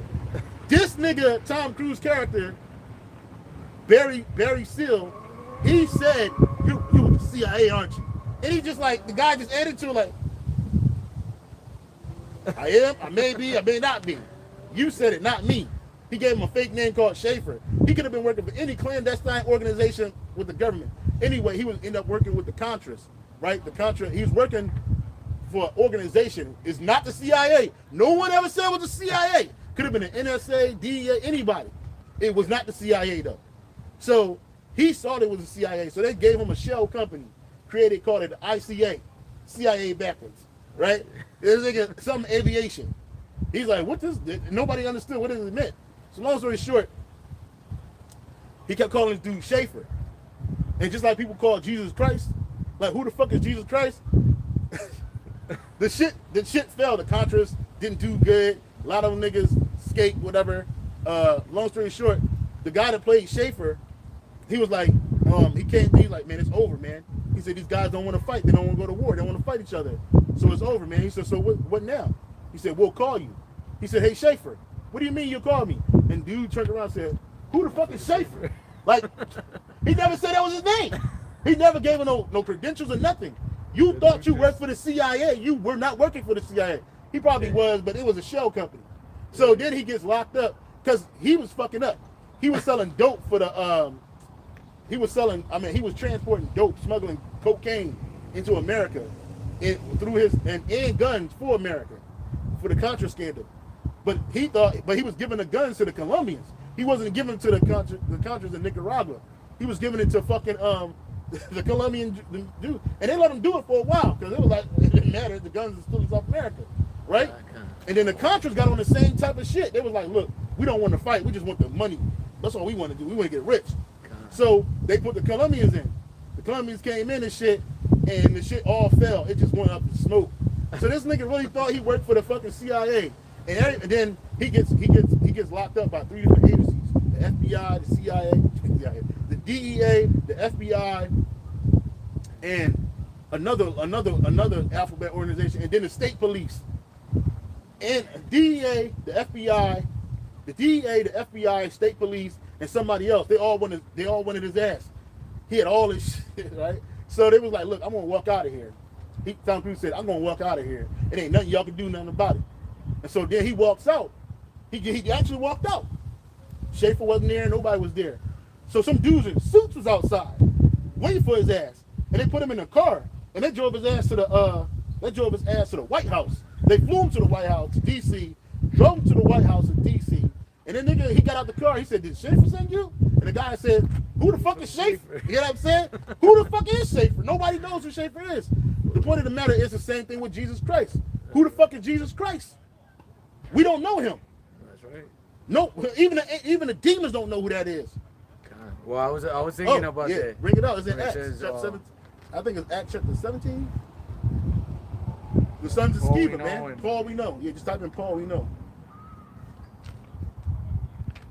Yeah, you try to play prophet, but you didn't have the spirit of the Lord on you. You had the spirit of Satan on you, and that don't work that way. That's right. You try to play prophet, and then when you try to exercise those demons using the name of Yahawashi and the name of Paul, we exercise you in the name of Yahawashi, who Paul preaches. He's like, what? He said, Yahawashi I know, Paul I know. Oh, you got it, brother. This the book of Acts 19 and 15. It says, and the evil spirits answered and said, Yahawashi I know, and Paul I know. Start up. Now there was certain. Acts 19 and 13. Then certain of the vagabond Jews, exorcists, took upon them to call over them which had evil spirits. Yeah, they took it upon themselves to try to play prophet and try to exercise some evil spirits off of somebody. First of all, they didn't have the power of the Lord with them.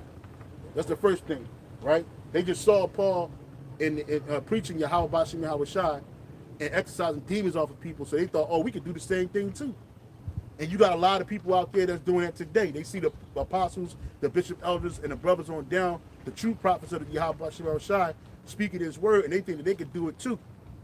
But then they get overcome.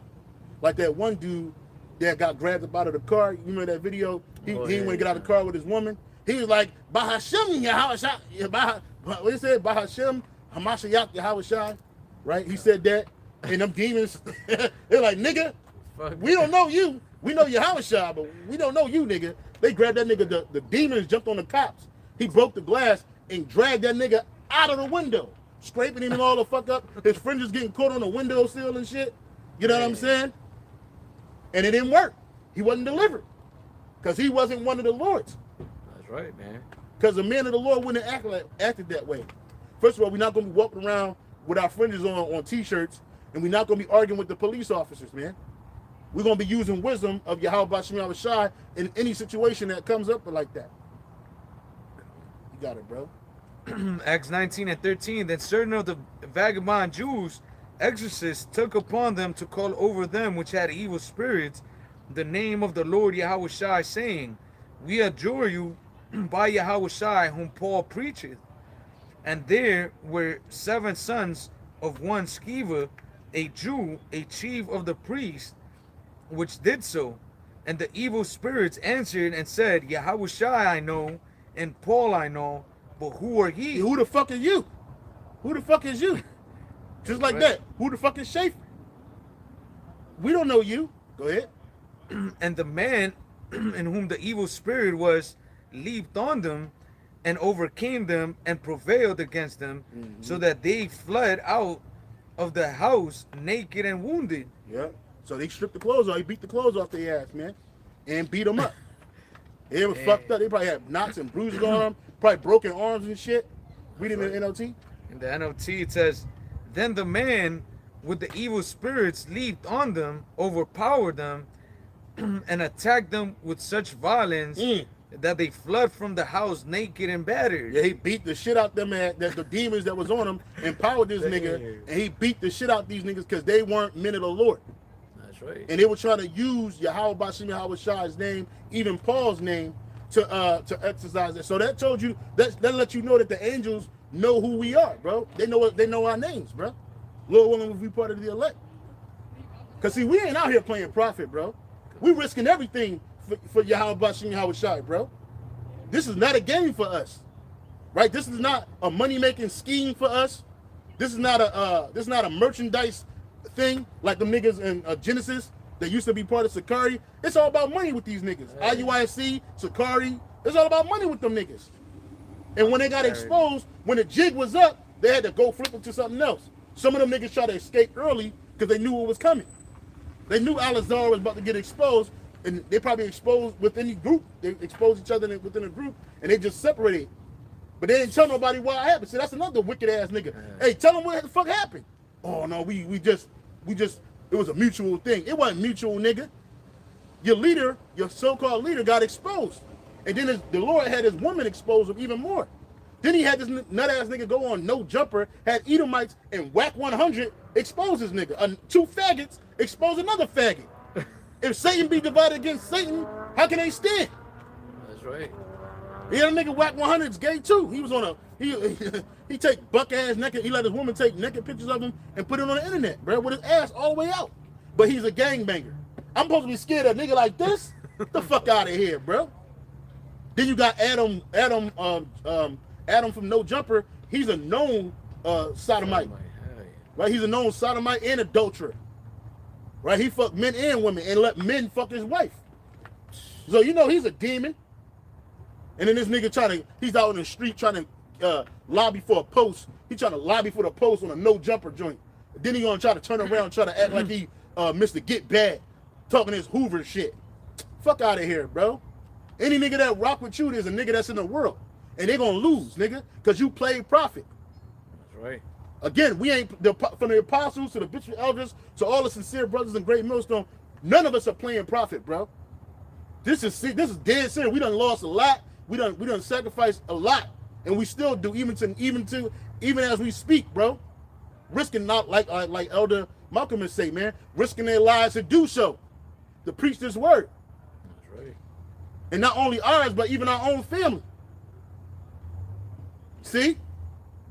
But you got niggas out here trying to play the game. Don't get Zephaniah where it says rough garment. Type in rough garment. Or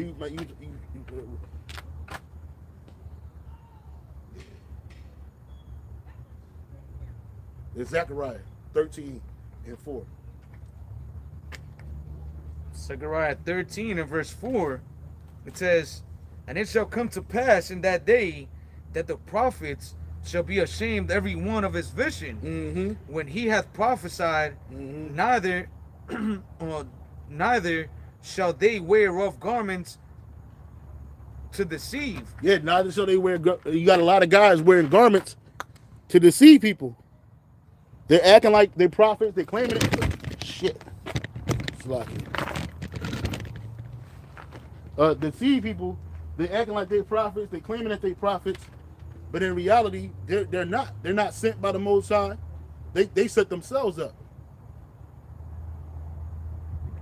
In the NOT it says, "On that day, people will be ashamed to claim the prophetic gift. Yeah. No one will pretend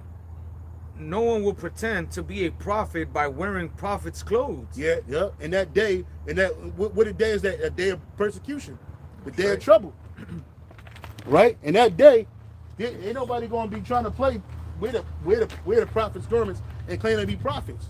See, it was all good when you was making money from it and making mockery of it, and nothing was happening to you. But now, the money and the fame was coming. I'm sorry. That when the money and the fame was when there. Yeah, when it was strong, it was cool. Oh, the money was coming in, the fame was coming in, the notoriety, right? All of that was coming in. You was good. You was moving like Malcolm X in the '60s with all these fucking men, these sycophants around you, just want to be around you because you were charismatic and you might have been funny, right? You might have been one of those guys that was, that just had that kind of spirit where people gravitated towards you and shit. But now the trouble's coming. Oh, they're coming down on the prophets. 2nd Ezra 16:70 on down is coming. Right? Then in that day, the Lord's elect, right? They're gonna be protected. Even though we're gonna be tried as fire, as gold in the fire, we're gonna be protected. Then shall they know who my chosen are. It ain't gonna be no doubt in that day. That's right. Ain't gonna be no doubt. You ain't gonna be like, oh no, I don't know, I'm not sure. Wait a minute, Nate said this. I like him. I like a guy that said this. Oh, I like the way he talk. Or I like the way he say things. Or I like the way he formulate things. Or he funny. Or his hand movements and gestures and shit. I like that. No, it ain't about that, bro. It's about the truth. Is he telling the truth? And you got a lot of people who don't have the spirit of discernment, so they don't know if somebody's telling the truth or they're lying to them. Or when dude is using the truth to lie. You see? You ain't gonna wear them rough garments today. Go back to KJV. Oh, KJV, Zechariah 13:4, and in that, and Salagia, and it shall come to pass in that day that the prophet shall be ashamed every one of his vision when he has prophesied. Yeah. Neither shall they wear rough garments to deceive. Yeah. But he shall say, I am no prophet, I am a husbandman, for man taught me to keep cattle from my youth. Read it in the NLT. In the NLT, Zechariah 13:5, it says, he will say, I am no prophet, I am a farmer, I began working for a farmer as a boy. Yeah, he gonna be lying. Because the evidence, right? The evidence gonna pop the old videos, right? The pictures with the garment in, you doing this, right? You yelling and cussing people out. Oh, wait a minute, what's this evidence right here? And he gonna try to say, oh no, I was lost in the world, you know. I listened to some nigga named Black. Well, that's what Nate said. He learned about the truth about some nigga named Black. Well, that was a total fucking lie. He was underneath Apostle Tahar in his camp. The original men that was with Apostle Tahar, out of all those 50 men, according to the testimony of the apostles, particularly Apostle Gabar and Apostle Tahar, Apostle Gabar was one of those 50 men, along with Bishop Nate. Right. So out of all those 50 men, out of 48 people that left, only 2 today still can say, hey, I was originally with Apostle Tahar in his original camp. And that's Nate, that's Apostle Gabar, and that's Bishop Nate. But Nate attributed to some nigga named Black. Right? He ain't tell nobody about how he was a super Gadite. He was the blackest Blackfoot Indian known to man, with the choker and the extensions in his hair. Right? Now he's super Judite. He cut his hair. He got the little fro. Sometimes he had a little fro, the fro ponytail. Right? Got his beard and shit lined up.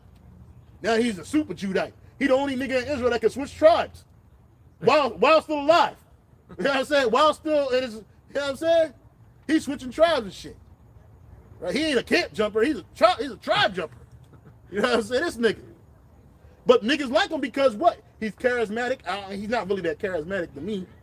Because I could tell a lot. He lies. He lies. Yeah, he just sound like a lion-ass nigga. When he smile at you, you can't trust that nigga smile. Never trust a black-ass nigga with a smile. That nigga is poison. Right? Instead of saying never trust a big button smile, no. Never trust a black lion-ass nigga with a smile. That nigga is poison, bruh. You can't believe nothing he say. Then the truth came about on how he lied on some Jakes. First of all, this nigga left the truth and became a cop. A NYPD police officer. Where the fuck they do that at? You know what I'm saying? All as corrupt as the NYPD is, and I ain't even from New York, and I know that. I'm from Philadelphia. That's like somebody in the truth, a brother in the truth. He leaves the truth. He's no longer a brother. He becomes a cop for like 6-7 years. Then all of a sudden he just show back up. Now he's super Israelite. Whoa! Oh, I can't trust this nigga. He might be undercover.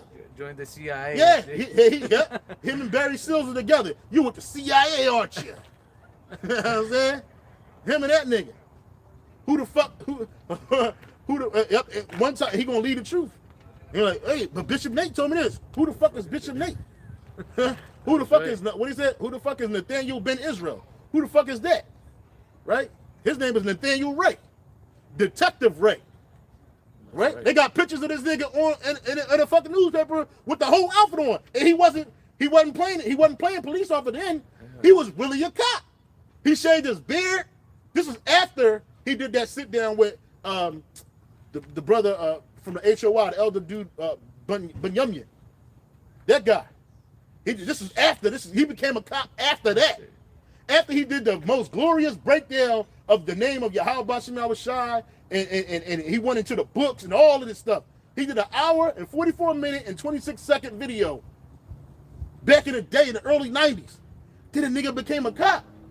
Just like Yohana. Yohana left too. Oh, I never left the truth. I've been here since 1969. ISRAELITES, the home of the truth. No, nigga, Pastor Hart said you left, nigga. He ran into your bitch ass when you left. Oh, I had to go leave and get a job for Israel. So, nigga, you had to do it for yourself, nigga. You heard, but then Esau tapped you on the shoulder, brought you in the room. You came back in. Now we gonna set you up. We gonna put this with you. Don't worry about it. That's what the CIA did to Barry Seals, bro. They gave this nigga a 5,000 acre land in Arkansas with an airport, his own airport, and his own airstrip. They allowed this nigga to turn this town called Mena, Arkansas, into one of the richest fucking bubbling spots. Mena, Arkansas was a no-name town. Nothing. It was no money in there, no nothing. This nigga Barry Seals started bringing coke in and guns in and money in. He had so much money that he couldn't wash it. He had money in suitcases. It was falling out the closet. Right? He had so much fucking money, cash, on hand. He made fucking, he turned the economy around in Mena, Arkansas. Niggas was riding old ass pickups. By the time he came up in there, niggas riding Porsches and shit, Lamborghinis, just random niggas in the street. So much money. Damn. Banks had to open up new vaults and shit. Watch that movie American Made, bro. This shit is crazy. It show you how these clandestine government organizations, they print money. Oh yeah, hell yeah. Right? And so it ain't far fetched that they set Nate up too. Oh yeah, because they already knew that the apostles had broken off from particular group, from the house of David particularly. That's right. So they had to do something to try to neutralize the truth. But like one of the bros said on the line, he said you can do nothing against the truth but for the truth. That's right. You know what I'm saying? And eventually, like we're going into Zechariah 13, we're gonna see who those prophets are, man. Because the scriptures tell you also in is it Ecclesiasticus that it says or Wisdom of Solomon, I believe, where it says if he has need of thee, he will use thee. Oh, I got it, Sirach. This is what Esau's doing with these camp leaders, man. You see groups like IUIC, ISUPK, man. You know, they got all this fame. They got money. Oh, you want to get it? Yeah, if you want, yeah, we can get it. You know, where are they getting all this access to all these things, man? You know, Nate doing all these million-man marches and all this other shit. They got police escorting them and shit. Like, where are you getting all these connections from, bro? Yeah. Yeah. If you were really preaching the truth, Esau wouldn't let you gather together in masses like that ever, bro. Yeah, that's the book of Sirach, chapter 13. Yep, well, it went right to it. Second Ezra, chapter 13, verse 5. If thou have anything, he will live with thee. He will make thee. If thou have anything. Let me read up. Verse 4. I'll start at 3. The rich man hath done wrong, and yet he threateneth withal. The poor is wrong, and he must entreat also. Meaning, the poor is wrong, he got to beg. But when a rich man is wrong, he'll threaten you. Right? It says, if thou be for his prophet, verse 4, if thou be for his prophet, he will use thee. But if thou have nothing, he will forsake thee. That's right. And like you mentioned, you know, Esau had to do something to neutralize the truth, man. Yep. And what did he use? He used the same people that were amongst those that were in the truth. Yep. To what? To make a disturbance, I guess. Yeah. Yeah. So, well, a great example. When in the 90s, it was a split in the 90s, right? From the original One West, right? High Priest Ariyah, Brother Shar, or Elder Shar, Elder Brother Shar, and this nigga named Jermaine Grant, aka Taza Dakia, they stayed, but they transformed One West into ICGJC, which was the Israelite Church of God in Christ, God in Jesus Christ. Something like ICGJC. Yeah, anyway, they transformed into that, right? Then, they had already sold out. Because the nigga Tyler Doctor started a rap group and a label called the Byzantine Kings and Queens, right? And then he had all his money. They had a video on YouTube back in the day. You see the nigga riding around in a Phantom, a Lamborghini. He had white women wiping the sweat off his bra, right? They allowed him to manipulate his congregation. They allowed him to get all kinds of money. He had bags and bags of dollar bills because he didn't want to use those the lesser bills. He wanted to use the big bills to send his kids to private school. He bought mansions. He fleeced his congregation. He was buying mansions. He was buying high-end clothes and shit. He started changing the doctrine. They stopped using the name Yahushua, which how they knew from Apostle Gabar, how they knew the church that got compromised was when the money started coming in. Now they stopped using the name of Yahushua. He said, stop saying Yahushua, say Christ. Right? So then that's what ICGJC ran with. Right? Right? So then you had that that didn't work. The nigga died. His usefulness ran out. So the CIA cut him off. The CIA cut him off, right? Without playing that side group cut him off, and he got convicted on financial fraud. And he was about to go to prison, federal prison. Him and another guy was about to go to federal prison. And he died in 2020 from so-called COVID. Supposedly, he died from COVID. So then they needed another mule. They had already bought out Nate because it came out back in the day during the time of when he was with another guy that was with him. I forget his name. He was with him, and he said that, hey, yeah, they went in the back room and they went with the Jesuits and shit, and he took a check. And now what? Now you got Israel united in Christ. And they say the Most High Christ blessed. They don't put no respect on the name of Yahweh Bashem Yahushua. Both organizations did the same thing. But see, Nate, he ain't taking it to the point where, he's still useful, right? So that's why they grant him authority to go in these major cities and have these protests and all this other shit, open protests of marching from New York City to Memphis to Chicago. He's allowed to form all these hundreds of thousands of men get together, or tens of thousands of men get together and talk about who's the king? Christ. Who's king? Christ. Right? They say that bullshit. Why? Because that ICGJC is just a church now. It's nothing. That Madison, whatever the fuck they was at, their usefulness is gone. Right? The nigga Schaefer cut him off. Because in a movie American Made, they did the same thing to Barry Seal. Anything with the name Barry, he went to the office, get everybody burn bags, these paper bags, and they for burning. And he said anything with Barry Seal's name on it, anything with Mena, Arkansas on it, any bills, burn it, put it in a bag and burn it. So they what plausible deniability, right? Schaefer didn't lose his job. He stayed in even though his operation failed supposedly because it really was a success, but it so-called failed. They burnt Barry Seal any knowledge of this guy. And same thing they did with Taza Blackian, right? This nigga he thought he was big. He sued some Dow company because he was so vain and vainglorious about himself.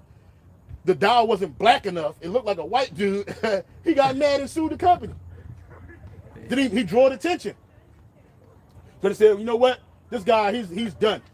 His useless. He don't have that same glory that he used to have. That charisma that people ain't coming into the organization. Not enough people listen to his lies. So we'll switch it over to IUIC, right? And then eventually IUIC is going to fall. That's right. Eventually IUIC is going to outlive his usefulness, and he going to call up the phone. He going, the nigga in the movie Tom Cruise, he tried to call Schaefer. The phone was disconnected. The number you dialed, it rang like 2 times. The number you dialed has been disconnected. It's no longer in service. Please hang up and try your call again. He looked at the phone like, fuck. Like he already knew he was fucked. That's right. And eventually they killed him. They let the Colombian cartel kill him. Because he was going to rat on the Colombian cartel. So they killed him. They knew he was going to kill him. But that was all a setup because them cartels work for the CIA. They really work for the CIA. Yeah. They really work for the NSA. They really work for the government. They really work for United States. They really do that. So that's what's going to happen in Nate. Eventually, and you know what? Who is not going to happen to? The apostles and the bishop, elders, great millstone, because we ain't sell out. We ain't take no bribe. Right? And then they're going to turn, give me Isaiah 59 and 19.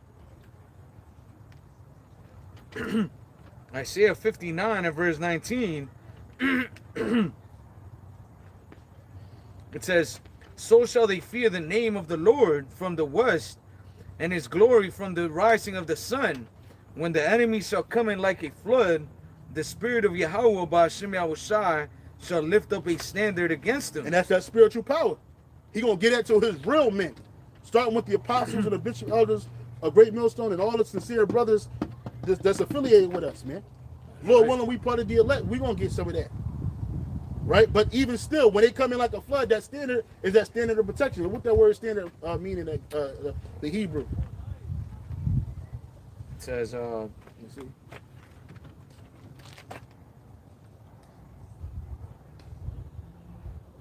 The Hebrew word for standard is nawas, which is what?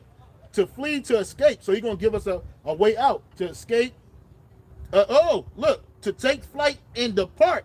I'm sorry, let me see disappear. That. To take flight. Ooh, teleportation. I always wanted that power. Read that, bro. Read it. It says, ooh, man. You see this? Hey, call Halayim La Yahweh Bashim Yahweh Shai, bro. This is what it's about, man.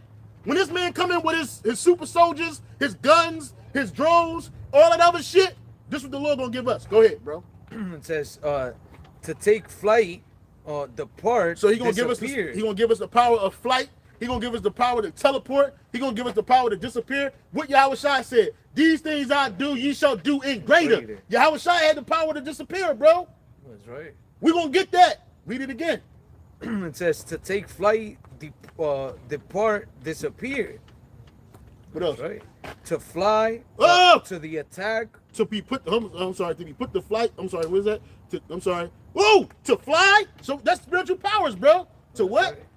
Read it again. I'm all excited, bro. I'm slacking. Read it again, bro. To fly to the attack or on horseback. Okay. To fly. I'm sorry. To fly to the attack. So we're gonna not only gonna be able to fight, the ability to fly. We're gonna be like Superman. We're gonna be able to defend ourselves against our enemies, bro. That's right. Go ahead. It says to drive at, to take flight, to put to flight, to drive hastily, to cause to disappear high. Come on, bro. So when this man bring all that bullshit that he got, it ain't gonna work on us, right? Because the Lord gonna protect us in that day. Because we ain't take a bag, we ain't take no Judas purse, right? We ain't do none of that. We kept our faith and our integrity in Yahweh Bashim Yahweh Shai. And we kept our patience and our faith in Yahweh Bashim Yahweh Shai. Right? No amount of money can buy us off, bro. You ain't got enough money. So either one thing, you have to do one or two things. You're gonna have to either attack us or kill us. Because you ain't got nothing. Your riches are corrupted. They're moth-eaten. Right? They witness against you. Okay? So you might have got Tazadakia, and only reason why Elder High Priest Ariyah and Elder High Priest Brother Shaw is with them is because that's prophecy. That's because it's prophecy. That's why the Lord keeping him alive.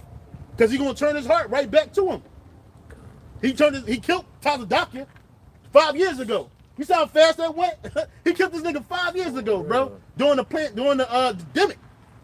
He's out of here. He's back in the spirit world. He was gonna go to jail, but the Lord was like, nope, that bitch ass nigga ain't going to jail. He coming to the spirit world. That's where he coming. Right? But High Priest Ariyah still alive, Lord willing. Right? Apostle Har ran into him a few times.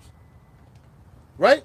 So it's nothing for the Lord to take them filthy garments off. We'll end off in that one. What is it? The third chapter, Zechariah, the third chapter. Start at the top. Zechariah 3 and verse 1. It says, and what's the title says? Joshua the high priest. Yeah, Joshua the high priest. That's High Priest Ariyah.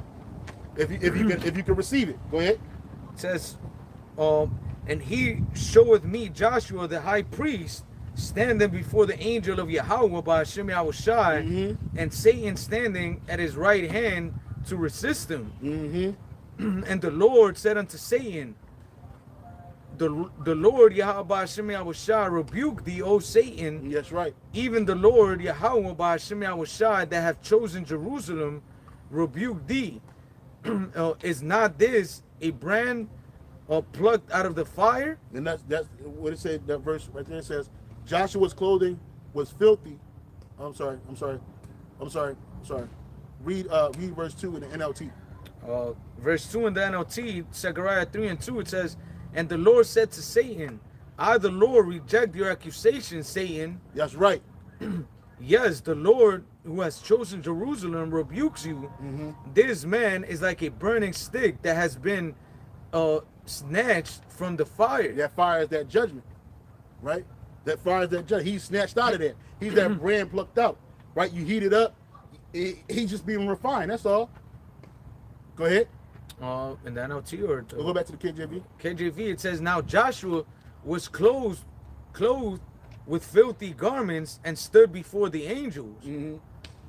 And the angel, and he answered and spake unto those that stood before him, saying, take away the filthy garments from him. And unto him he saith, behold, I have caused thine iniquity to pass from thee. That's right. And I will clothe thee with change of raiment. And that he gonna give him clean clothes.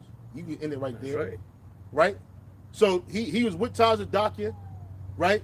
He fell into that philosophy. Probably even took the payout. He took the payout. Him and Brother Shah. But guess what? The Lord gonna forgive him and take them filthy garments off him, and he gonna put clean garments on him, man. Put that righteousness back on him, man. Because High Priest Ariyah is a righteous man. Right? Tazad Blackhead wasn't. Right? That was he was just set up to fulfill prophecy. But he gonna take them filthy garments off him, and he gonna put them righteous garments back on him. Because the Lord wouldn't have gave all this pertinent information, even though High Priest Ariyah went off.